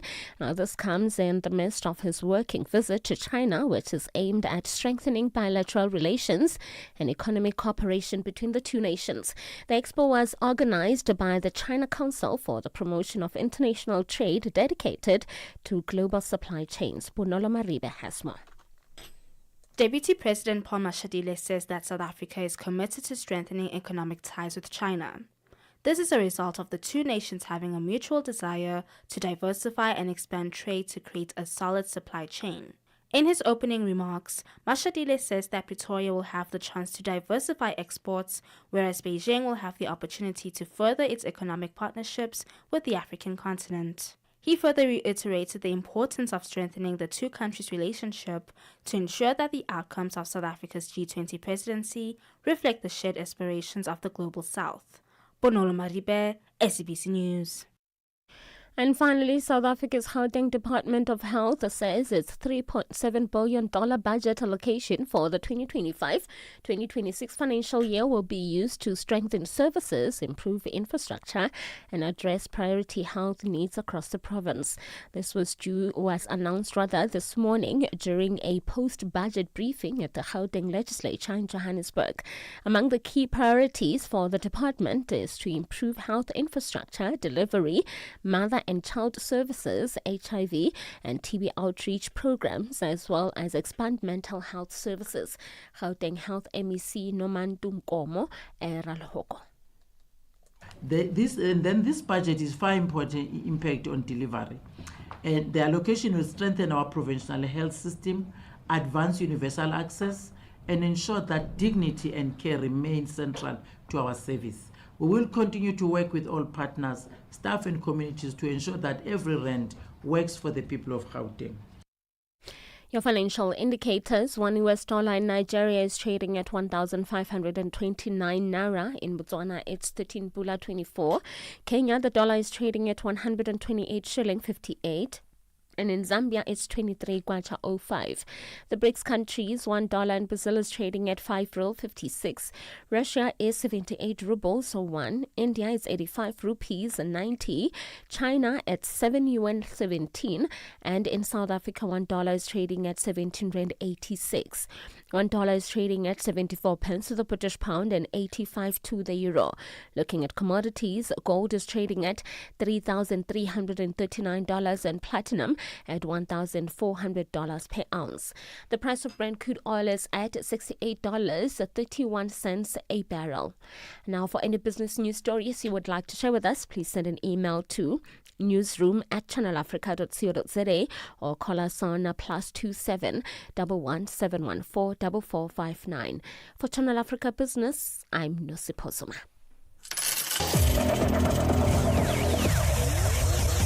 Business News on Channel Africa. The African perspective. Stella Longwe, Pamalonje. Palitusokoma pano pamalonje kumvera nyimbo za mu Africa kusangalala kupeza moyo akuti kumva moyo kuti kuyenda bwino pano pamalonje ndiyetu apa tili ndi katswiri oyimba ameneyu ndi katswiri wa dziko la Malawi amene akukhala mdziko la South Africa ndipo amayimba amene akuti ndi Big Nick Malawi. Yatusati kuti kodi moyo wanu woyimba ukuyenda bwanji mu Johannesburg? Moyo woyimba ukuyenda bwinobwino kwambiri chiliyonse chikutheka ndithu bwinobwino. Ayi aziwoneka chiliyonse chikutheka mofa magrasi anu apa mwaka akuti kumenya yonse aziwoneka zoti azikutheka ndithu mu Johannesburg. Malonje panthawi ya 6 koloko kufikira 7 koloko madzulo. Lowiruka ndi Stella Longwe. We are on Open Views Audio Bouquet. Channel 628.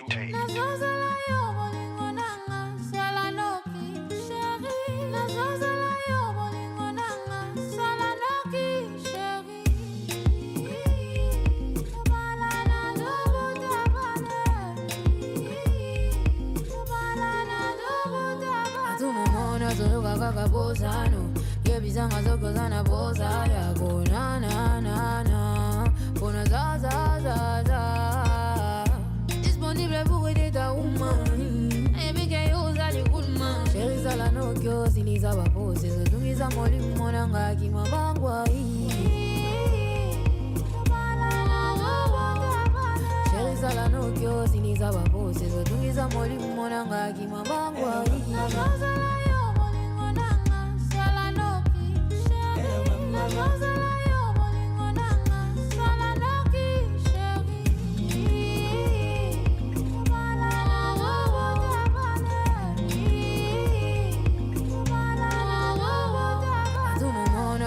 Kakabozano, yebizanga zoko zana boza ya go na na na na Bona za za za za Disponible pour aider ta woman Ebe ke yoza ni kulma Sheri sala no kyo siniza wapose Zotungiza moli monanga kimabangwa Sheri sala no kyo siniza wapose Zotungiza moli monanga kimabangwa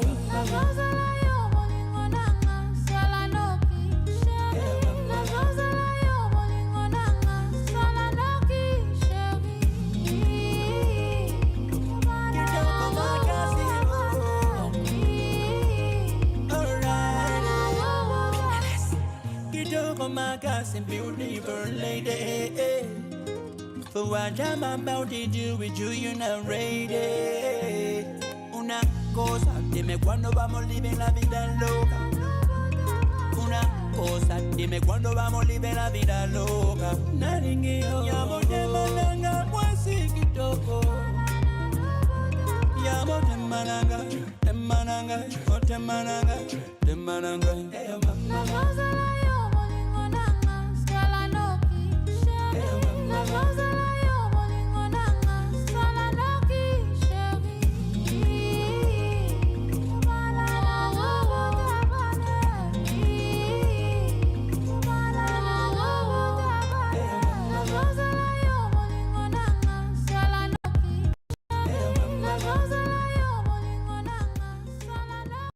Anyone to? Oh my goodness me!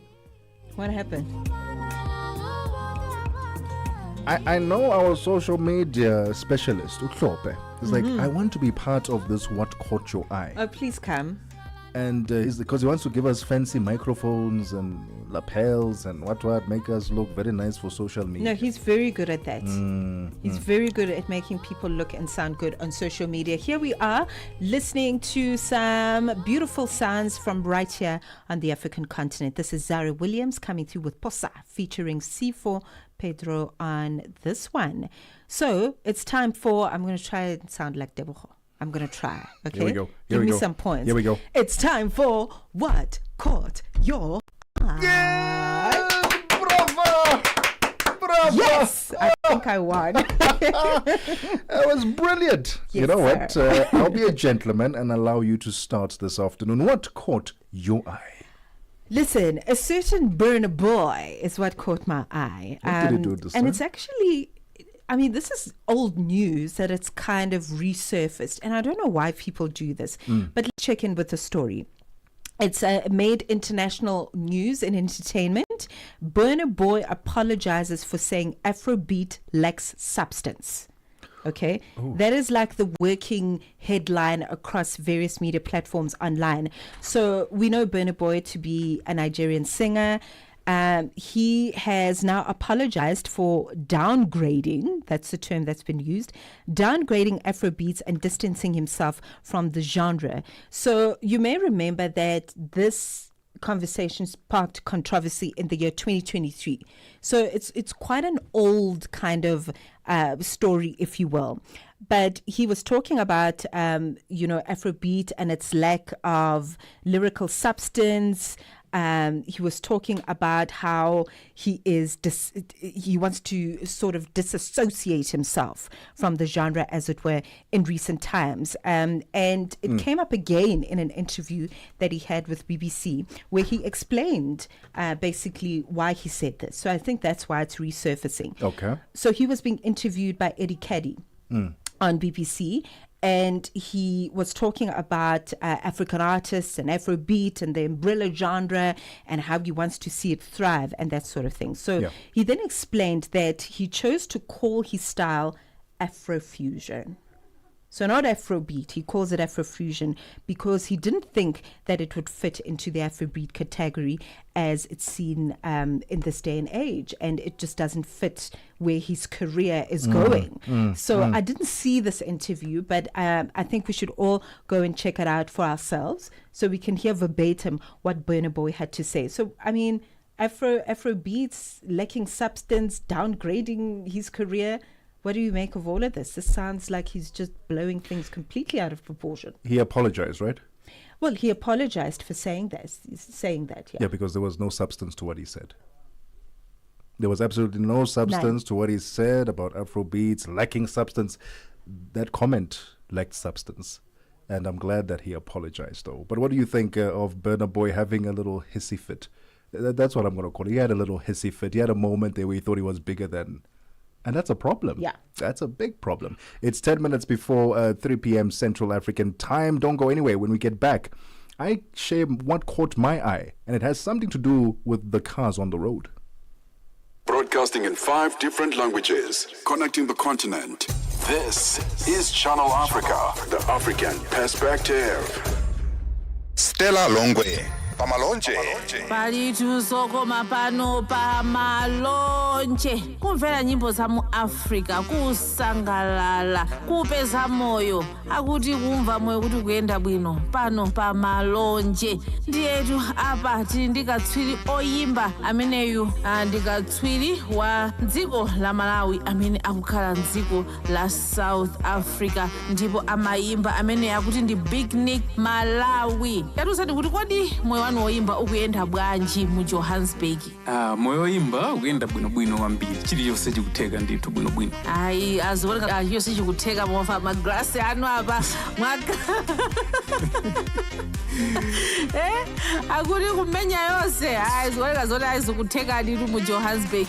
Malonje panthawi ya 6 koloko kufikira 7 koloko madzulo. Lowiruka ndi Stella Longwe.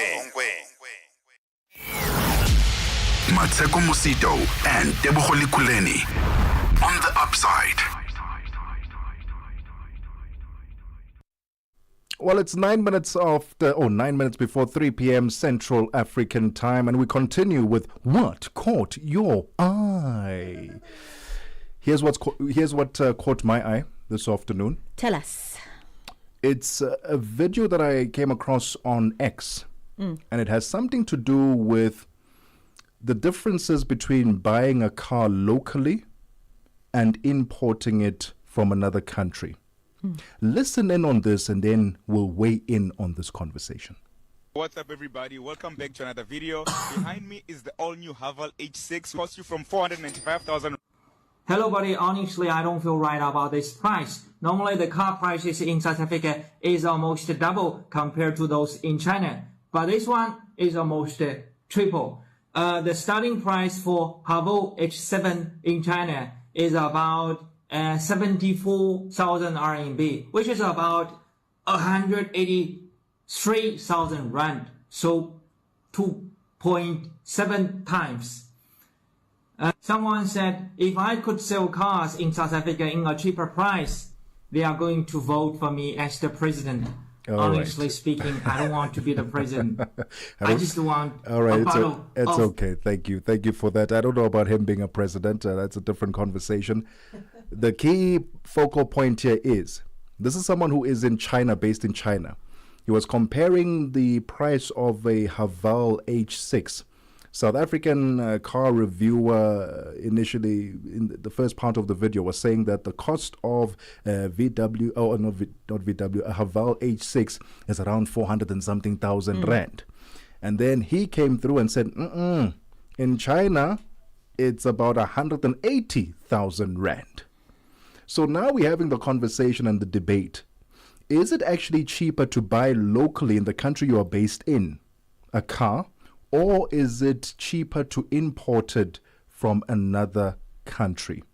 We were having our own debate in studio with our producer, Nombuiselo. She says, no, man, yeah, it can be cheaper. It can be cheaper. I am saying, actually, it could be even more expensive, because you need to also factor in, yes, it's cheaper to buy. The cost of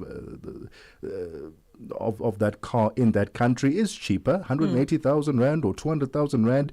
But then you have to factor in shipping costs, right? You have to factor in insurance to bring it to your country. You have to factor in customs duties, VAT. You have to factor in port handling and inland delivery, which could then inflate that price, making it even more expensive than if you were to have bought it in that country, in your own country.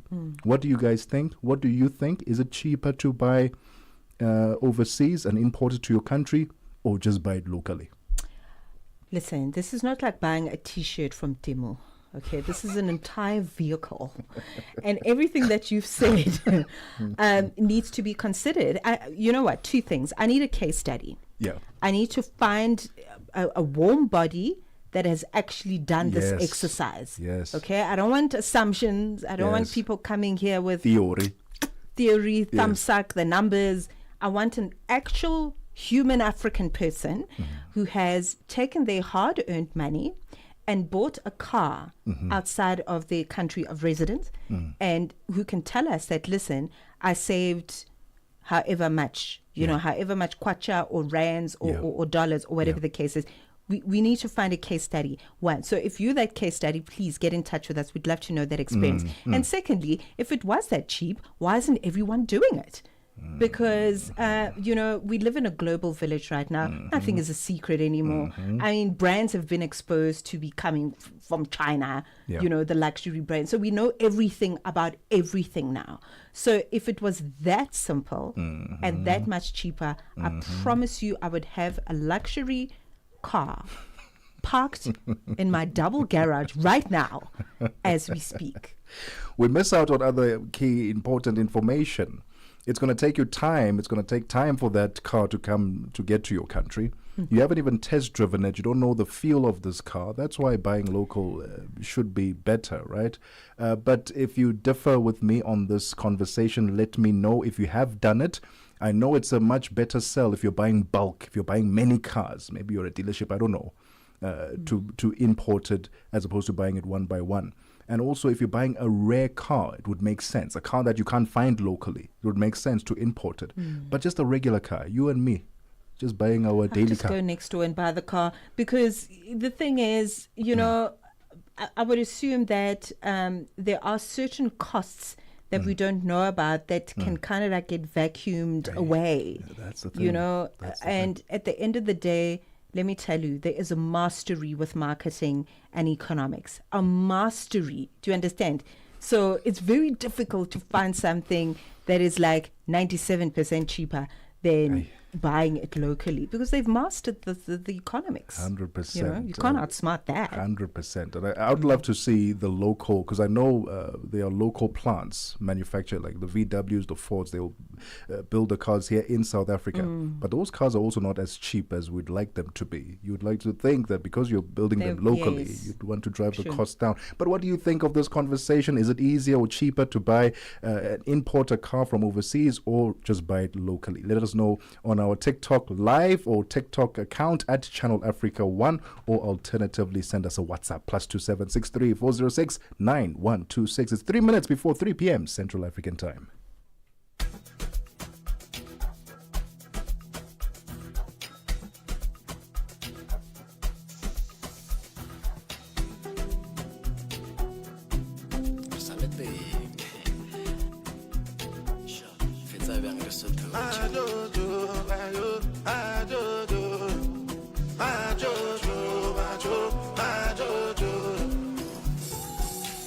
Since 1947, the matter never settled. You be what I be get to. Massability loan ya one lenu. Better recognize. Greatest of all time. No other name then go call mine. As I they shanty them not nice. Monday, Dalawa. Tuesday, Dalawa. Wednesday, Dalawa. Slongest night, Jalaba. And they call me the Godfather. Move like an Italian.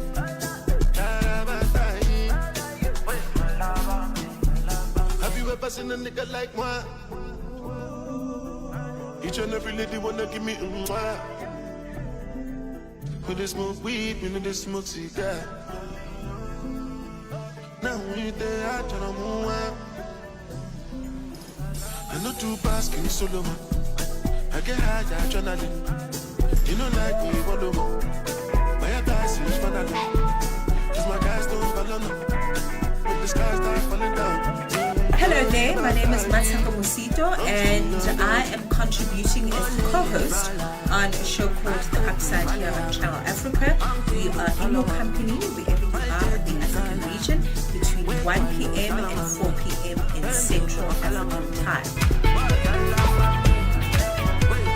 Hey guys, Tebogo Lekhuleni here from the Upside team on Channel Africa, the African Perspective. Join us every single weekday, 1 p.m. to 4 p.m. Central African Time for the ultimate afternoon drive show. Bringing you lifestyle, news and views and opinion, most importantly, because that matters. So catch us on air. I, of course, work with the wonderful Tebogo Lekhuleni. Can you remember the song going viral on TikTok? Wherever you turned, wherever you looked, wherever you scrolled. Do you know how to do the Jwalabam dance? Not even. I am very disappointed, Mr. In my head. I'm disappointed. I would expect you to know how to do this thing, you know? But here we are, enjoying the music. Listen, maybe you know the Jwalabam dance. You know, when it comes to Mapiano and the movement thereof, it's no longer just South African. Like, it's now a global movement. So perhaps you've caught on. Let us know. Okay, 3 p.m. is the time right now. Let's check in with the news desk. SABC News. The African Perspective. Top stories: Asawa, South Africa's parliament committees decide on how to look into issues of national security. An Israeli military carries out a drone strike on the Syrian military's headquarters. Good afternoon, I'm Jolani Tulongwebe. The joint meeting of South Africa's Parliament's Police and Justice and Constitutional Development Committees have decided to recommend an ad hoc committee as a means for the institution to look into issues of national security. This after the Speaker of the National Assembly, Togo Tidiza, instructed the two committees as well as the Joint Standing Committee on Intelligence to consider on an urgent basis revelations by the KwaZulu-Natal Provincial Commissioner Nhlanhla Mkhwanazi. The committees must report back to the National Assembly next Wednesday. Co-chairperson of the Joint Meeting Committee, Qola Ngola. There is overwhelming view, Honorable Ghana, that we are going to the House on the 23rd to recommend that an ad hoc committee be established. There must be strict terms of reference.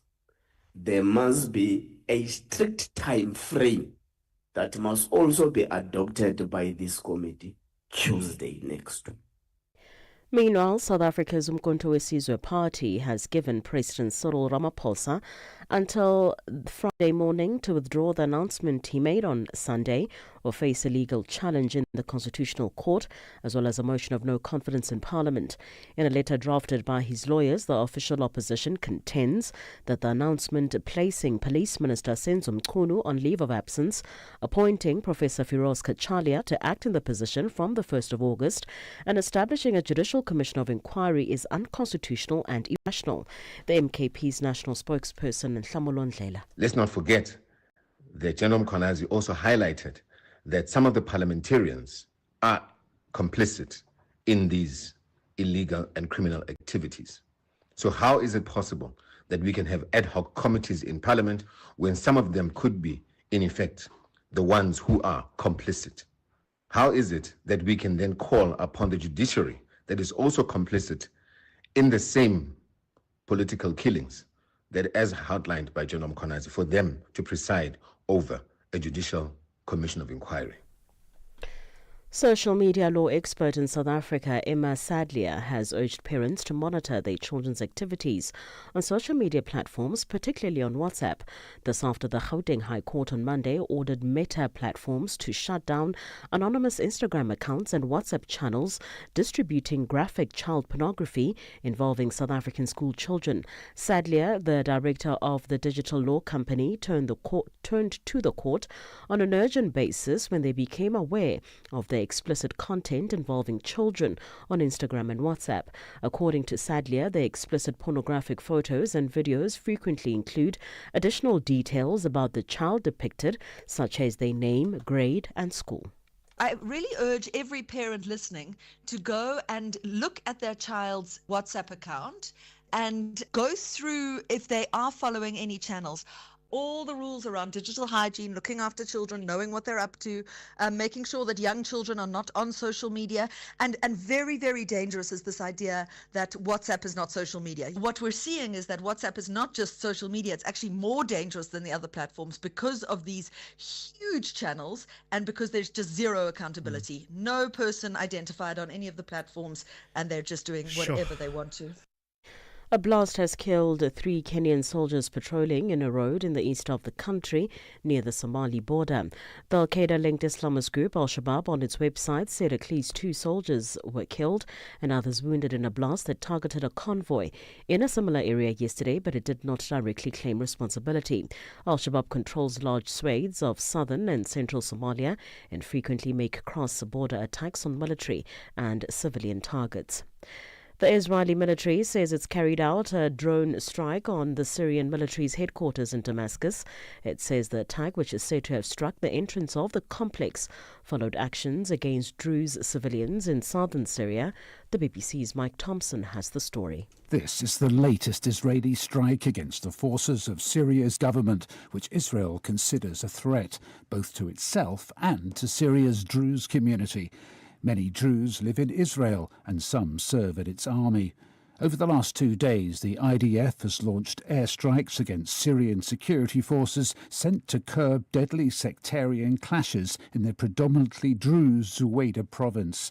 These have reportedly killed nearly 250 people. Israel says it's sending more troops to its border with Syria.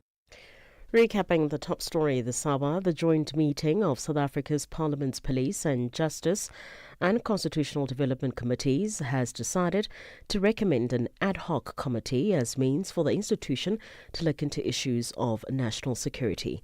For any news stories you would like to share with us, please do send an email to newsroom@channelafrica.co.za or call us on +27 11 714 4459. For Channel Africa News, I'm Jolani Tulo-Webe.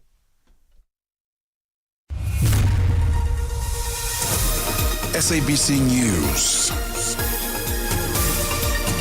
The African Perspective.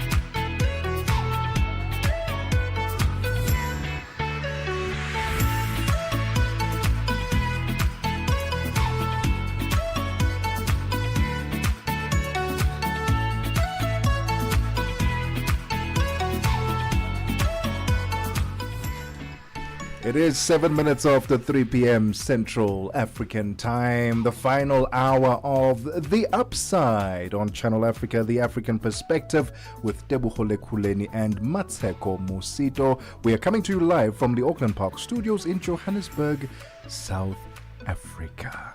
Happy Wednesday. How's your Wednesday going so far? Where are you now? Are you still at work? Are you driving home? Did you have a productive day? Let us know on our WhatsApp line +2763 406 9126, and you can stream us live and see our lovely studio at Channel Africa on Facebook and YouTube, as well as TikTok at Channel Africa 1. We'd love for you to engage with us on those platforms. In this hour, Mmatsheko, we're going to be talking about mixed martial arts. I'm so excited. I really am excited. I think martial arts, just as like a practice, is really exciting because and when you say mixed martial arts, there's like Tai Chi and Kai Bo and whatever else. Sorry, I know I'm not saying the right things, but it is such a beautiful practice of discipline. For physical, mental, emotional well-being. So I like it for those reasons. And also, it creates opportunities. The fact that it's coming to the African region means that there's opportunities for people to learn about this art form and, perhaps even develop a new hobby or interest. On the 19th of July, which is on Saturday, the Professional Fighters League, or PFL, will launch the first ever African tournament in Cape Town. It will be at the Grand West Arena as part of their global expansion of mixed martial arts. How exciting is that? And we're going to talk all things about this launch and how you can get involved. I know maybe you're at home right now thinking, I don't have anything to do this weekend and I want to go see some martial arts in Africa.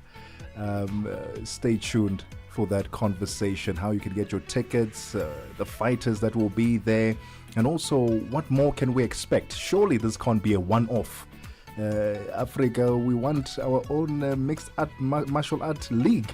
And I think this is going to be the catalyst to it all. It's 10 minutes after 3 p.m. Central African Time. Welcome to the final hour of The Upside. Africa, voici Abedi. Oui, c'est moi. Abedi est un passionné de musique dans l'âme. Il a un goût pour toutes sortes de musique et passe ses journées à écouter Channel Africa. J'aime beaucoup la musique africaine. Ok. Devinez quoi? Channel Africa veut aider Abedi et les mélomanes du monde entier à découvrir encore plus de musique incroyable. C'est pourquoi Channel Africa appelle les artistes africains à soumettre leur musique. Chers artistes, n'oubliez pas de nous fournir toutes vos informations pertinentes à l'email adresse musique@channelafrica.co.za. Les soumissions sont votre chance d'être entendues, mais elles ne garantissent pas une playlist. Toutes les soumissions seront soigneusement examinées pour voir si elles répondent aux exigences de notre station. Channel Africa, la perspective africaine. Your afternoons just got even better, fresh and exciting. The Upside, hooking you up with today's news from an African perspective.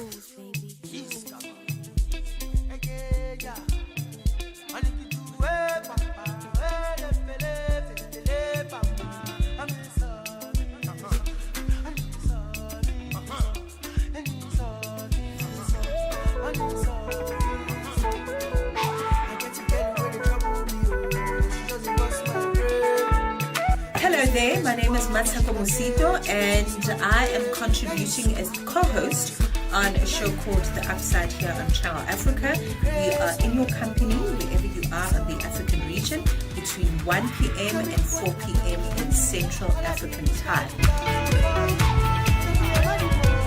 Hey guys, Tebogo Lekhuleni here from the Upside team on Channel Africa, The African Perspective.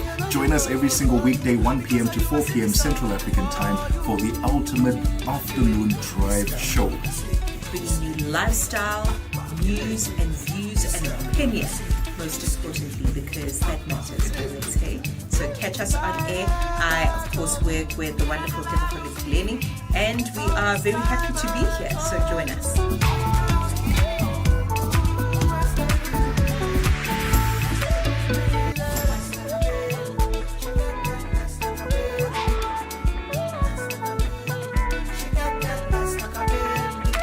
Hello there, my name is Mosito, and I am contributing as co-host on a show called The Upside here on Channel Africa. We are in your company wherever you are in the African region between 1 p.m. and 4 p.m. in Central African Time. Hey guys, Tebogo Lekhuleni here from the Upside team on Channel Africa, the African Perspective. Join us every single weekday, 1 p.m. to 4 p.m. Central African Time for the ultimate afternoon drive show. Bringing you lifestyle, news and views and opinion, most importantly, because that matters always, hey? So catch us on air. I, of course, work with the wonderful Tebogo Lekhuleni, and we are very happy to be here, so join us.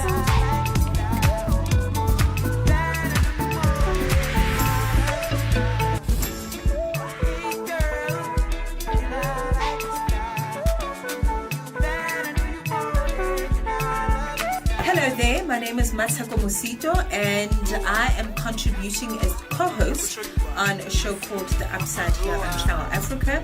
We are in your company wherever you are in the African region between 1 p.m. and 4 p.m. in Central African Time.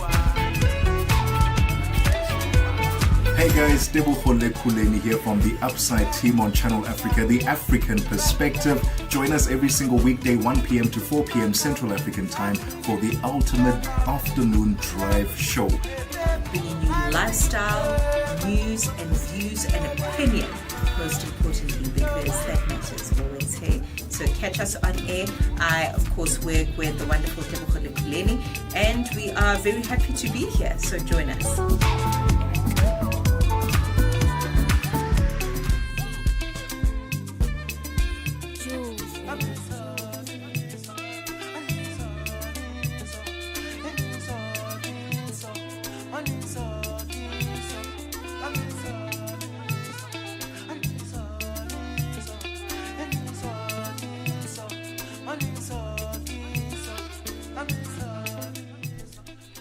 Saw me so. Oh man. Saw me so.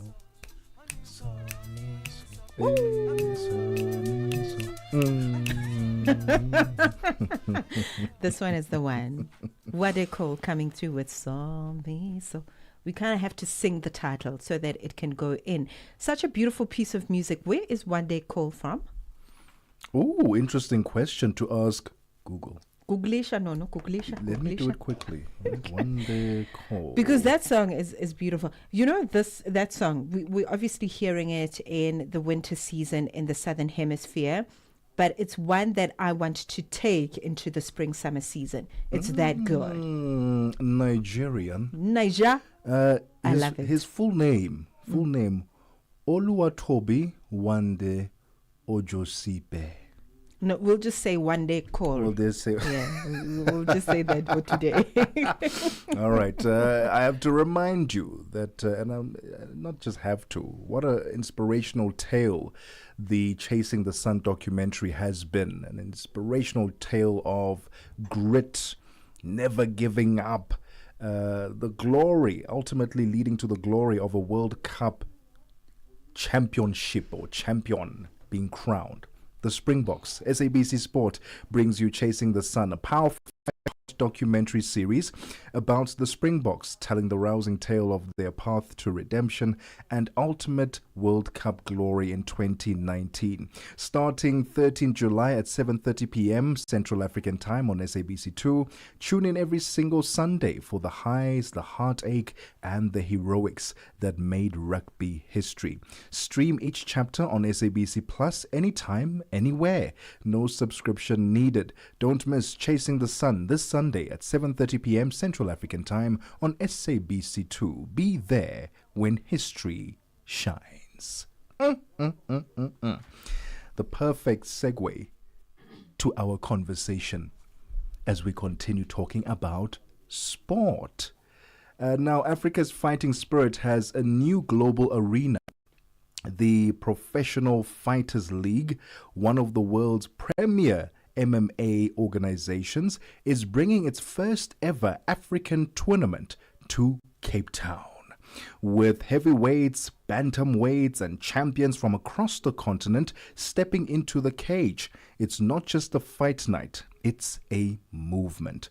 With global reach, local partnerships, and a digital-first rollout, the PFL is betting big on Africa's talent. Mmatsheko, when last did you go and watch a fight, just a fight? Sport, not like people fighting around on the street, but like a professional sporting fight.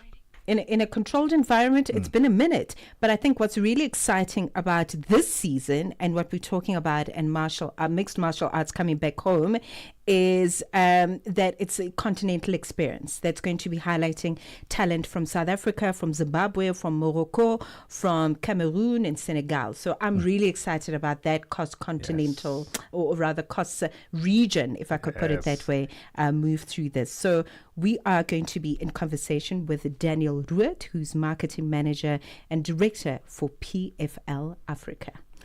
All right. Daniel, thank you so much for your time. Welcome to the Upside.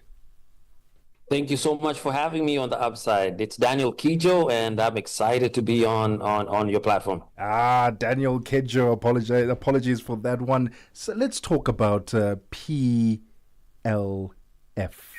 Daniel Kijo, PFL, my apologies.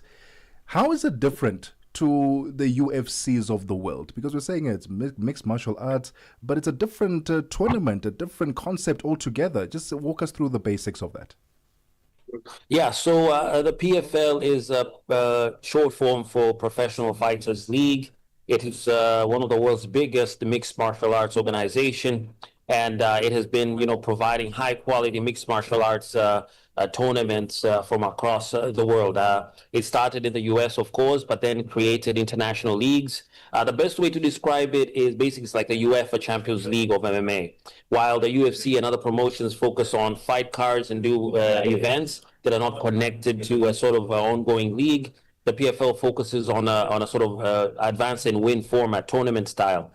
So this is the third, PFL Africa is the third international league that we're launching. They launched PFL Europe, PFL MENA, which is Middle East and North Africa. And now this weekend, we're launching PFL Africa. It will be debuting at Cape Town at Grand West Arena this Saturday. And of course, this vision was spearheaded by our heavyweight champion, Francis Ngannou, who, part of his deal with signing with PFL was to bring the sport of MMA to Africa, to bring the athletic talent that Africa has to the global stage. So that is the sort of basic breakdown of how it differs from other MMA leagues across the world. Well, it's 20 minutes after 3 p.m. Central African time. We'll take a quick breather. When we get back, we continue this exciting conversation about PFL's global expansion into Africa. Don't go anywhere.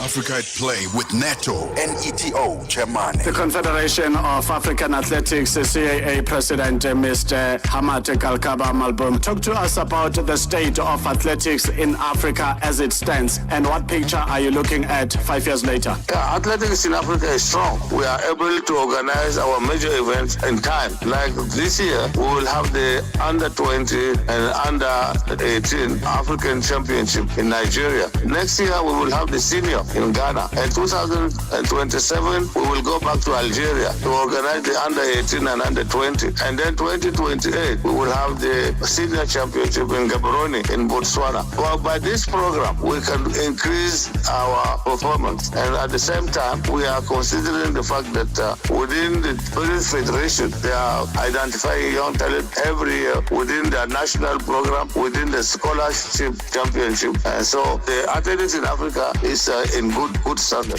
Live every Saturday and Sunday from 2 to 5 p.m. Central African Time. The Upside, 1 to 4 p.m. Central African Time. With Tebogo Lekhuleni and Mosito. Only on Channel Africa, the African perspective.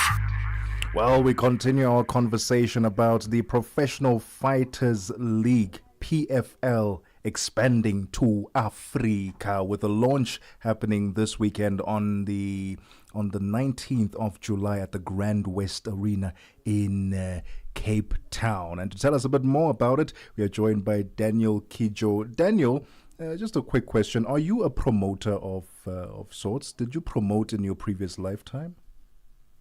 Not at all. But why do you say so? You speak very much like a promoter. That's why I was like, Daniel must have done this before. Not at all. I'm just my job as a marketing director is to ensure that the PFL brand is well received. People understand the brand, but also the sport, and to give all Africans, male and female, young and old, a chance to use MMA as a tool to change their lives and share excitement with the continent. I'm interested in the debut event because that's going to be quite a big deal, right? And there's a lot of talent, it seems like, from what we've read, Daniel. So talk to us about what fans can expect from the heavyweight as well as the bantamweight bracket on this particular night. Right. So what the benefit, you're getting a double whammy, double impact, double offer, get to buy one, get all from this offering, because we are not only launching PFL Africa, the tournament, but also this weekend we'll also feature the championship series, which will involve, a high quality fight from the international fighters from across the world. These are American fighters, other international fighters. And the main event obviously will feature a championship bout between Johnny Eblem and Castelo Van Steenis. Johnny Eblem is undefeated, 16-0, and Castelo is a 16-3 fighter. Tremendous fight. But also we'll see women's co-main event between Dakota Lechovic, who is 14-0, undefeated. If you like striking, and women or people around South Africa who think women cannot fight, need to see Dakota. She'll be facing Sumiko, who's also a veteran of the sport, bringing women's and international MMA to a different level. But also the first fight of the night at 3:30 p.m. when doors open, let's say around 4, will feature South Africa's very own Kylie Nedermeyer. She's called Smiley Savage, an MMA fighter from South Africa, representing South Africa, who will be facing another fellow standout female MMA fighter, prolific striker, Juliet Uka, who's from Nigeria. So from the beginning of the night to the end, it's jam-packed with international talent, African talent. But also, there'll be also showcases from African talent like Nkosi Ndebele, who many people know he's fought in the UFC, a local promotion here, Jashel Teacher Awa, Nana Maxwell, Simbarasha Okoye, and many, many others. So it's truly a MMA delight. If you love world-class fighting, if you're looking to understand what high-level MMA looks like, you need to be with us on Saturday. The whole experience from the first fight will be also supported by music from Afro Nation. We're partnering with Afro Nation to bring in amazing performance. Z Somalo, I hope I pronounced her name, she's a South African artist who will also be featuring the music, provide the musical soundtrack to the violence on Saturday. There'll also be, of course, VIP experience that is like no other. The fans will have a great chance to experience the action, up close, big screens. So this is bigger than something Africa has ever experienced. So if you love a good night out on Saturday, you want to enjoy world-class global MMA, and you also be part of this historical movement, you do not want to miss Saturday. What's at stake for the fighters, Daniel, now across the divisions? What is at stake basically for the Africa League, African fighters, is basically a chance to advance. And this, like I said, it's a win and advance, lose, drop out.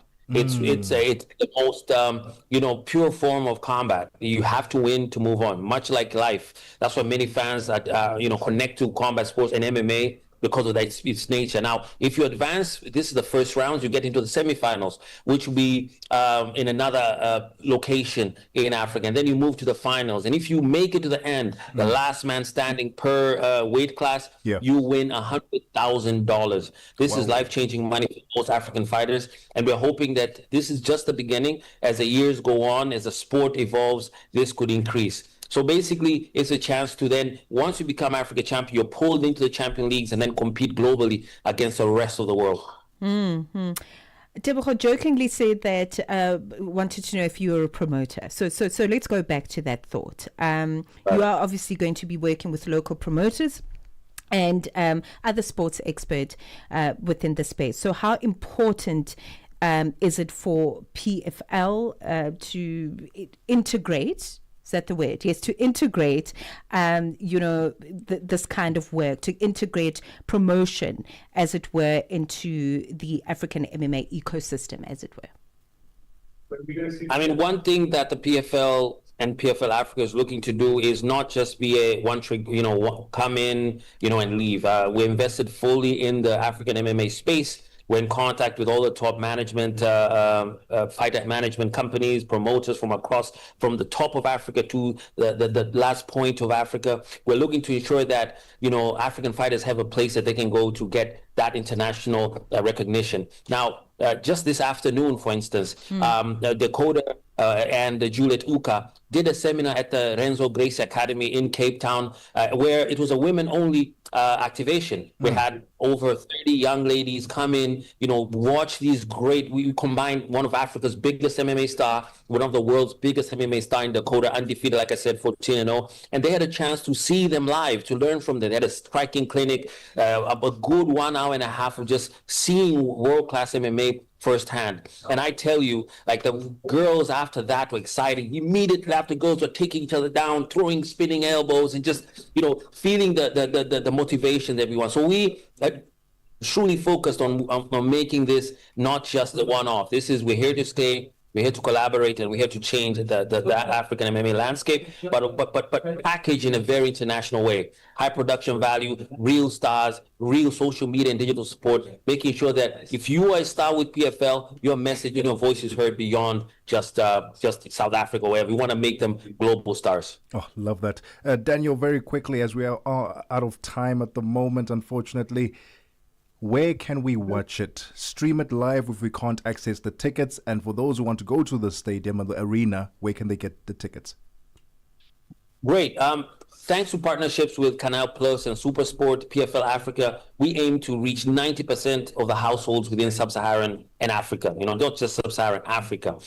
So you can find us on Canal Plus, you can find us on SuperSport Action, but also we have the PFL app, in which you can download for free and be able to get some of the action on the PFL Africa PFL app, as well as part of the partnerships that we're working on that will take it to mobile streaming. The aim is to make sure that this sport, you hear people from across the continent talk about, when I saw Mike Tyson's first fight, that's what got me into fighting. Francis Ngannou, our chairman, speaks that, when he saw Mike Tyson the first time, he said, you know what, this is what I want you to do. So our aim is that when you watch PFL Africa, you see the stars on Saturday and again on 9th of August when you come to Joburg, we can inspire many young Africans to be able to become stars and to follow the sport of MMA. So we want it everywhere. Canal Plus, SuperSport. We also have partnerships with a lot of other regional partners. ZAP, we have Media Max in Kenya, Azam in East Africa, and across the continent to make sure that the distribution is available to all the fans of the sport to inspire a new generation, a new wave of MMA. And also the ticket pricing, where the ticket pricing is at $20. This is possibly the most affordable you can get anywhere in the world, to make sure that we make it affordable so that the fans of the sport can access a PFL and see the events live. So I just call to all the fans, don't miss out this Saturday. Don't miss out on August 9th, and keep following PFL socials just to be updated on the very latest. Daniel Kidjo, Marketing Manager and Director for PFL Africa. It's 30 minutes after 3 p.m. Central African Time. Let's get to the latest sports with Figile Lingwati. Sports on Channel Africa. The African Perspective. And we kick off with football news. Former Liberia national football team coach Antoine Hey has returned to African football, taking the helm at Algerian League One club ES Setif as the team eyes a return to prominence. His appointment comes as part of a sweeping overhaul aimed at restoring the club's dominance in domestic football after a disappointing 6th place finish last season with 41 points. Hey, a former professional midfielder who played for Schalke 04, Birmingham City and Fortuna Düsseldorf, brings a wealth of international coaching experience. His coaching resume includes spells at Sudan's Al Merrikh, Tunisia's US Monastir, and national team assignments in Rwanda, Kenya, the Gambia, Lesotho, and Liberia. Hayes' arrival is expected to inject new discipline and tactical structure into the side, with supporters and club executives hopeful the German's presence will spark a revival in both results and team morale. Some more football news. The Confederation of African Football has officially approved the Mandela National Stadium in Nambole to host matches of the upcoming African Nations Championship CHAN 2024. The tournament is scheduled to take place from the 2nd to the 30th of August this year. This development follows an 8-day inspection tour by CAF experts who assess stadiums in Kenya, Tanzania, and Uganda. Their evaluation focused on several key areas, including access routes to stadiums, media facilities, the broadcasting quality of matches across various platforms, national security measures, and the availability of accommodation for visiting teams and officials. CHAN is a continental tournament exclusively for players who feature in their domestic leagues. It aims at promoting local talent and strengthening domestic football competitions across Africa. Now, rugby news. Rugby World Cup winning captain Siya Kolisi returns from an injury to take over the captaincy for the first time this season for the Springboks final incoming series match against Georgia in Bombela on Saturday. In addition to this, there will be a front row of debutants with Boone Venter, Manas van der Merwe, and Nietli Fouché, who will earn their first test caps. The rotation policy and innovative moves during the game raised eyebrows, but coach Rassie Erasmus says it's all for South Africa. I don't know who's the people who decides what is against the spirit of the game and who owns the rights to that, So whoever play what way, we're doing it for South Africa. We don't do it for the rest of the world to say if it's right or wrong, if it's within the laws of the game. So it's a bit, I wouldn't say frustrating, but we must do it for us, for our people, for South Africa and the way we play. If they want us to be the dumb, boring side who just bully all the day, if they want that back, I don't think our people want that back. So, we don't really, it's not against any laws or rules or protocols, as long as we are happy in South Africa, all good. Erasmus says he was tempted to play Kolisi earlier, but he waited until the captain was 100% fit. It's always nice to have him back. He's our captain. Although we get guys like Jesse learning a little bit, Damian Delende is vice captain this weekend. So we're growing also the experience of how to lead the team and what you expect from when you're not the leader, because you felt it now with Jesse. Dukes will feel it now. We're really trying to mix it up. And finally, with athletics, Kenyan Olympic champion Beatrice Chebet has disclosed that she will be doubling in the 5,000 meter and the 10,000 meter at the World Athletics Championships in Tokyo, Japan later in the year. Chebet did the same at the Olympic Games, where she won titles in both distances, and says she is set to replicate the same in Tokyo.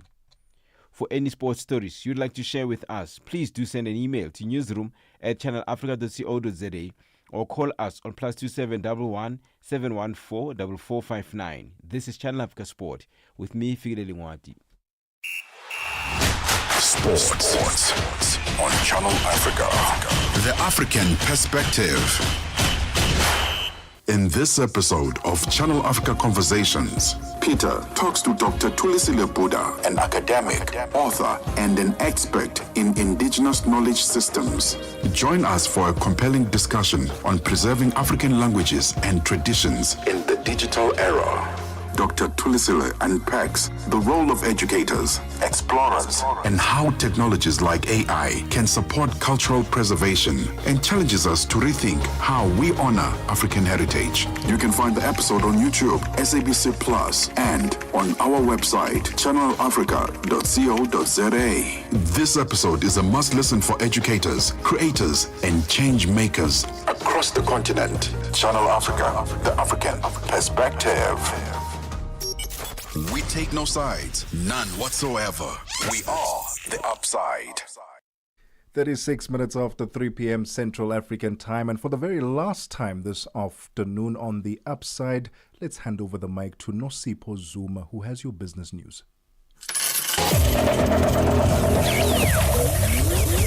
Business news on Channel Africa.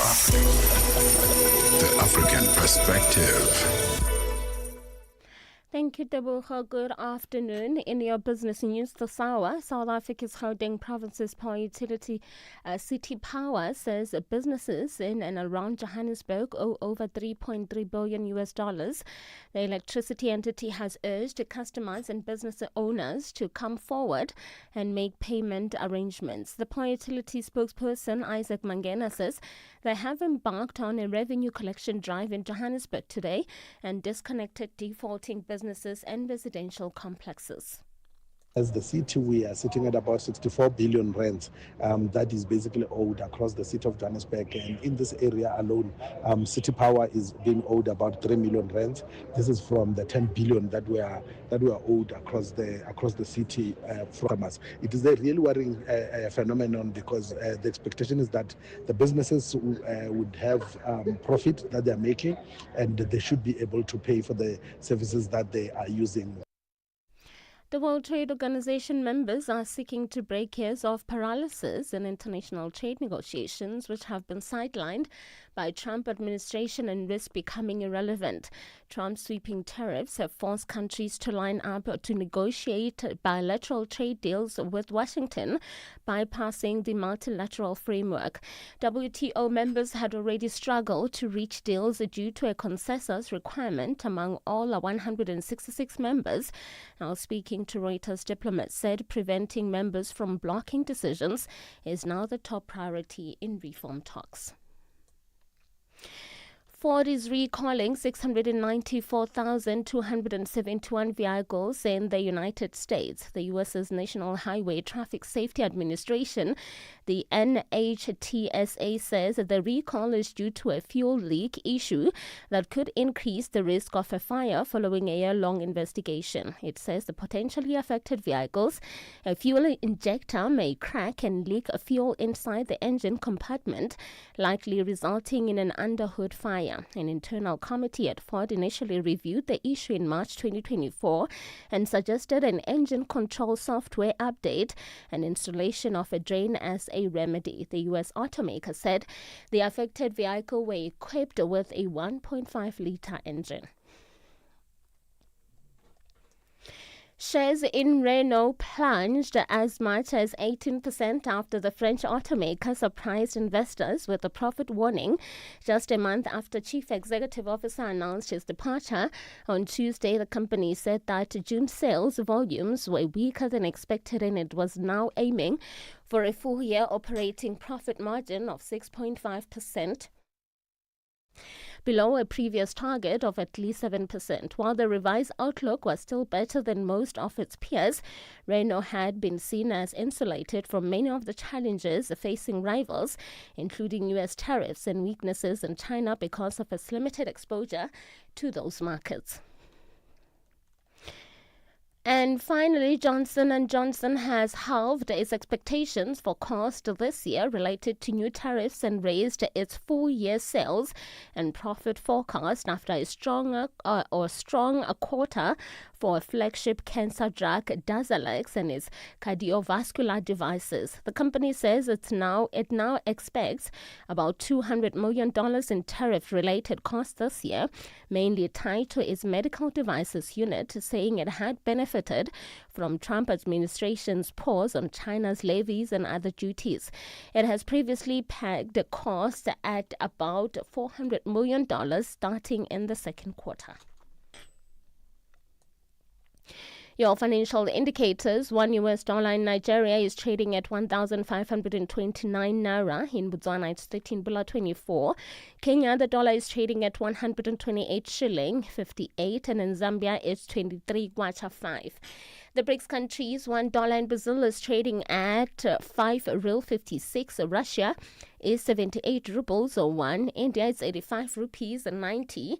China at 7 yuan 17. And South Africa, $1 is trading at 17 rand 86. $1 is trading at 74 pence to the British pound and 85 to the euro. Looking at commodities, gold is trading at $3,339 and platinum at $1,400 per ounce. The price of Brent crude oil is at $68.31 a barrel. Now, for any business news stories you would like to share with us, please send an email to newsroom@channelafrica.co.za or call us on +27 11 714 4459. For Channel Africa Business, I'm Mosito.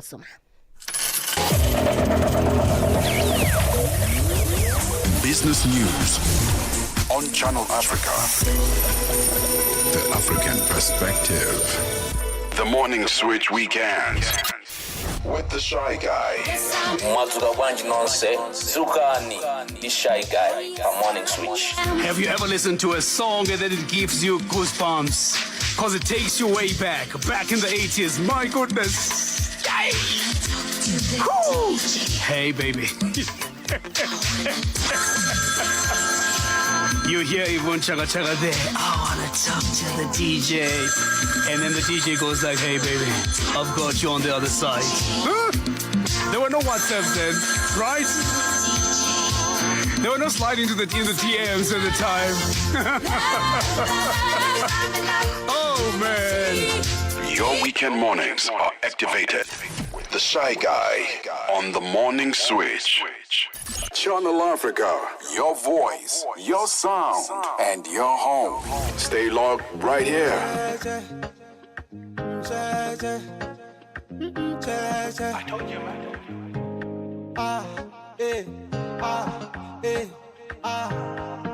It's King Tick Pandemics. Chimani pass a peace of mind. She got a man, but he had no mind. If I say love, baby, don't be stingy. The way you feel now, can't you see? Baby, baby. Osani see you no silonga way. Baby, baby. Osani panga chipuba Superman. Nina power monga Superman. I'm gonna protect you monga Superman. Hello there, my name is Mosito and I am contributing as the co-host on a show called The Upside here on Channel Africa. We are in your company wherever you are in the African region between 1 p.m. and 4 p.m. in Central African Time. Hey guys, Tebogo Lekhuleni here from the Upside team on Channel Africa, the African Perspective. Join us every single weekday, 1 p.m. to 4 p.m. Central African Time for the ultimate afternoon drive show. Lifestyle, news and views and opinion. Most drama. This right here is a lot of drama. So catch us on air. I, of course, work with the wonderful Lekhuleni, and we are very happy to be here. She a keeper, no one like her. She a sniper, my type of ghetto diva. I like her, she a freaker, my wife. She a keeper, no one like her. She a sniper, my type of ghetto diva. Superman, shawty say you want a Superman. Baby, you know you a superwoman. So you and I could be the super friends. Baby, I'm a lover, baby, I'm a pleaser. Give it to you harder, never will I tease you. Eat it like salad, call that a season. So when I'm in Rome, you should follow the leader. Give me what belongs to Caesar, baby, I'm the leader. You watch it, touch it, deliver. Give me what belongs to Caesar, baby, I'm the leader. Superman, Nini na power monga Superman. I'm gonna protect you monga Superman. Nina olimba monga Superman.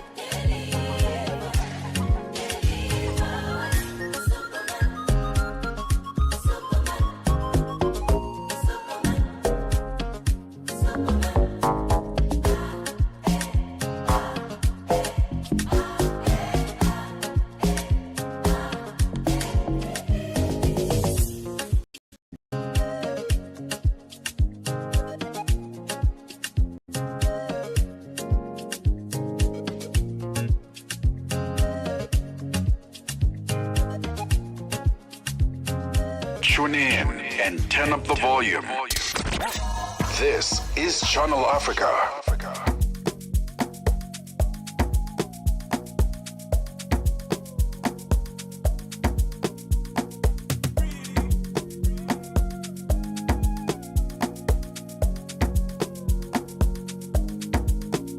Baby, follow my command, like zombie. Go down on me, oh, with your coca body.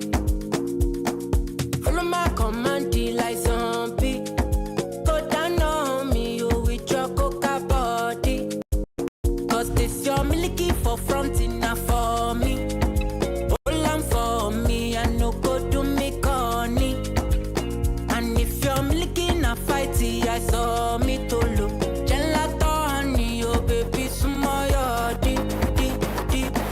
Baby, kona, waka when you enter Malicha. Baby, kona, will you give me sugar? Wala. Macho Mona Lisa, Macho Mona Lisa, Macho Mona Lisa, Macho Mona Lisa, Macho Mona Lisa, Macho Mona Lisa, Macho Mona Lisa, Macho Mona Lisa.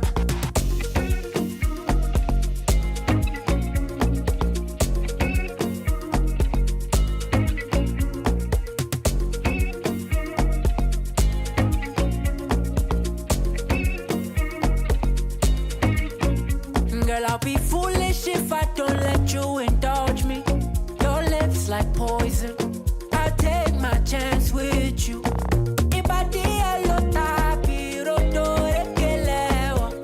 You're in denial. I'll show you I'm loyal. You want that bomb way down like tsunami or would you hold me down in the gonna waka when you enter Malicha. Baby, gonna will you give me sugar? Wala. Macho Mona Lisa, Macho Mona Lisa, Macho Mona Lisa, Macho Mona Lisa, Macho Mona Lisa, Macho Mona Lisa, Macho Mona Lisa, Macho.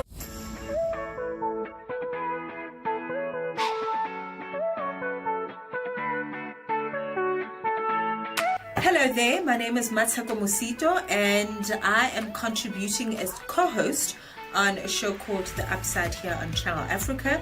We are in your company wherever you are in the African region between 1 p.m. and 4 p.m. in Central African Time. Hey guys, Tebogo Lekhuleni here from the Upside team on Channel Africa, the African Perspective. Join us every single weekday, 1 p.m. to 4 p.m. Central African Time for the ultimate afternoon drive show. What is the time now?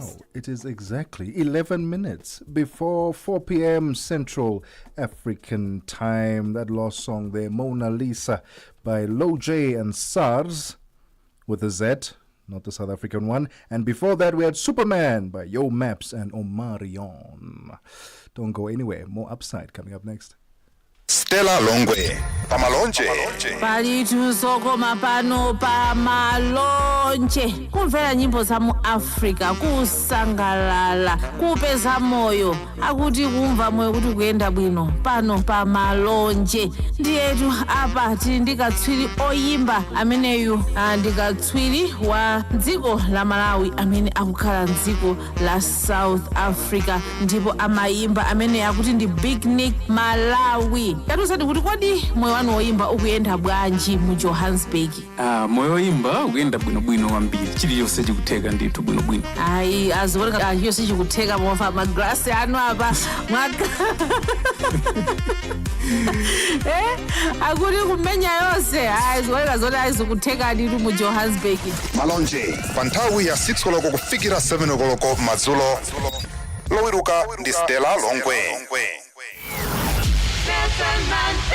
For Mandela, life was about making a difference, not just living.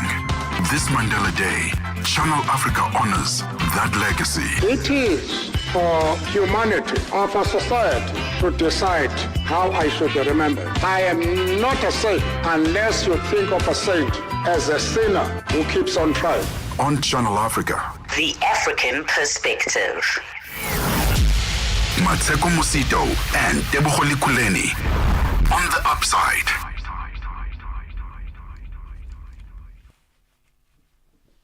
Well, we're here. 9 minutes to go, or 8 minutes to go till it's 4 p.m. Central African Time. We're going to be making way for a news bulletin at 4 p.m. as we exit, and also Tami Ngubeni coming through with Africa in Business.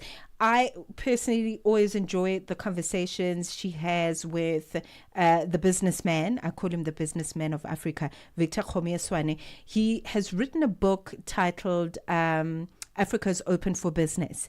And that is just like the perfect catalyst for all sorts of amazing things to happen. When we look at Africa, trading, free movement of people in business and investment. So make sure that you listen to that show. It's coming up after the 4 p.m. news bulletin. What's on your mind? What's on your mind? It's an interesting one. I say interesting because I'm realizing that social media and influencers at some point, especially in South Africa and Africa, so let me give you context. I've been having the battle and saying, why isn't South Africa monetized on TikTok, and why aren't content creators making money there, and so on and so forth, when we can see it being done in the Americas of the world, in the Europes of the world, where through views alone you can get paid and compensated. And I was trying to wrap my head around it until someone made me look at it from a different angle and said, perhaps it's not TikTok that's the problem. Perhaps it's not TikTok that is saying no to monetization on the African continent, South Africa, Nigeria, Ghana, wherever. Perhaps it's the lack of legislatures and frameworks to govern transactions made on those platforms by that particular country that prevents the TikTok from opening those gates for Africa to be monetized. That makes a whole lot of sense. That makes sense. That upsets me also. No, it is very upsetting. And immediately as you started talking about legislation, I started thinking about countries that ban social media platforms, which then equals for content creators and aspirant content creators, that equals lack of opportunity. Yeah, 100%. 100%. And lack of economic development, if you want to look at it that way. So actually, you are on to something about the kinds of structural problems at a top level, at a policy level, that could be affecting how things happen, because it's not just social media. There's a whole lot of legalities that come with it. Legalities, of course, and you have to understand the fact that there will be taxes involved, and so that's why those frameworks and legislatures are required, and they're very important to ensure that everything is done above the board. And if it is the respective countries that are actually not prepared or having not created those frameworks and structures, maybe we've been pointing the finger to the wrong person when we've been saying all this time, hey, but TikTok, why aren't you monetizing Africa? So many people are making great content. But then if it's the country that's not creating those frameworks, then we need to point the finger somewhere else. You see, that one upsets me personally. It's a lot. Anyway, we've got Tami Ngubeni in the building. How are you doing? I'm awesome, and what a conversation. Because TikTok creators are in the rage because they're creating so much, on the African continent, in South Africa, and just to find out that it's actually not TikTok that has put up the red tape, but instead, governmentary regulations, and not really keeping ahead with the times and development. It really is an alternative, economic resource for so many, and a profession for so many now. Yes, that really our governments need to step up and really, react to where the market forces are. They really need to. I mean, with a high unemployment rate, especially in South Africa. And when we look at the content consumption worldwide, Africa contributes so much to that. We are the entertainers. We are the ones who bring life to these platforms. Can our governments on the African continent allow us to also earn from it? I think that's a different conversation, though. But we'll have it one day. We need it. We need it. I tell you what. I might just sneak in and whip that up for business. Oh, it is a business issue. Yes, it's an economics. It's an economics issue. It really is. It's business of content creation. Absolutely. So here's what we've got on the menu for you today.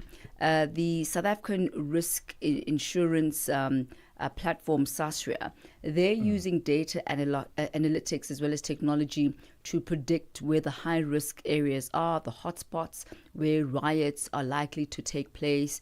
And this is all to help consumers as well as communities and businesses to not suffer financial loss in the event of riots. And we know that's very topical in South Africa at the moment with General Mkhwanazi and many saying that they are taking to the streets and actually have taken to the streets. And we also remember that fateful day or days in July when South Africa was amok and how businesses were impacted by that. So we'll be focusing this afternoon on how Sasria is making sure, or at least trying to buffer businesses from the financial losses of strikes as well as riots. And we'll also be looking at the markets this afternoon with our markets analyst, strategist from ABSA, Henri Brink, looking at the latest global and local market performances. Once again, the impact of the trade tariffs with Donald Trump and the earnings season, which is currently underway in the United States. Some highlights coming from that. And we know, obviously, fuel-propelled aeroplanes are the norm. That's what we know. But Ethiopia is going a step further. They're going to be putting and purchasing 2 electric aeroplanes from next year. It's nothing new. These are being used currently, but largely for trainings and for short haul distances, private commercial flights. So we'll take a look at the pros and cons of introducing electric aeroplanes for long haul domestic travel, as well as what the current limitations are. So that's really interesting. And Guy Leach, who's an expert in all things aviation, will be joining us for that conversation. All right, a lot to look forward to as per. So make sure that you tune in just after the 4 p.m. news bulletin. Tami Gubeni with Africa in Business. We are back again tomorrow for the Thursday edition of the show. It has been wonderful as usual. Thank you always for your listening ear. Make sure that you tune into the Upside with Mmatsheko Mosito, and Tebogo Lekhuleni will be here with you again tomorrow from 1 p.m. Have a pleasant rest of the afternoon. The Upside, taking the African perspective to fresh levels. Let the Upside transport you from Cape to Cairo every weekday from 2 to 5 p.m. Central African Time.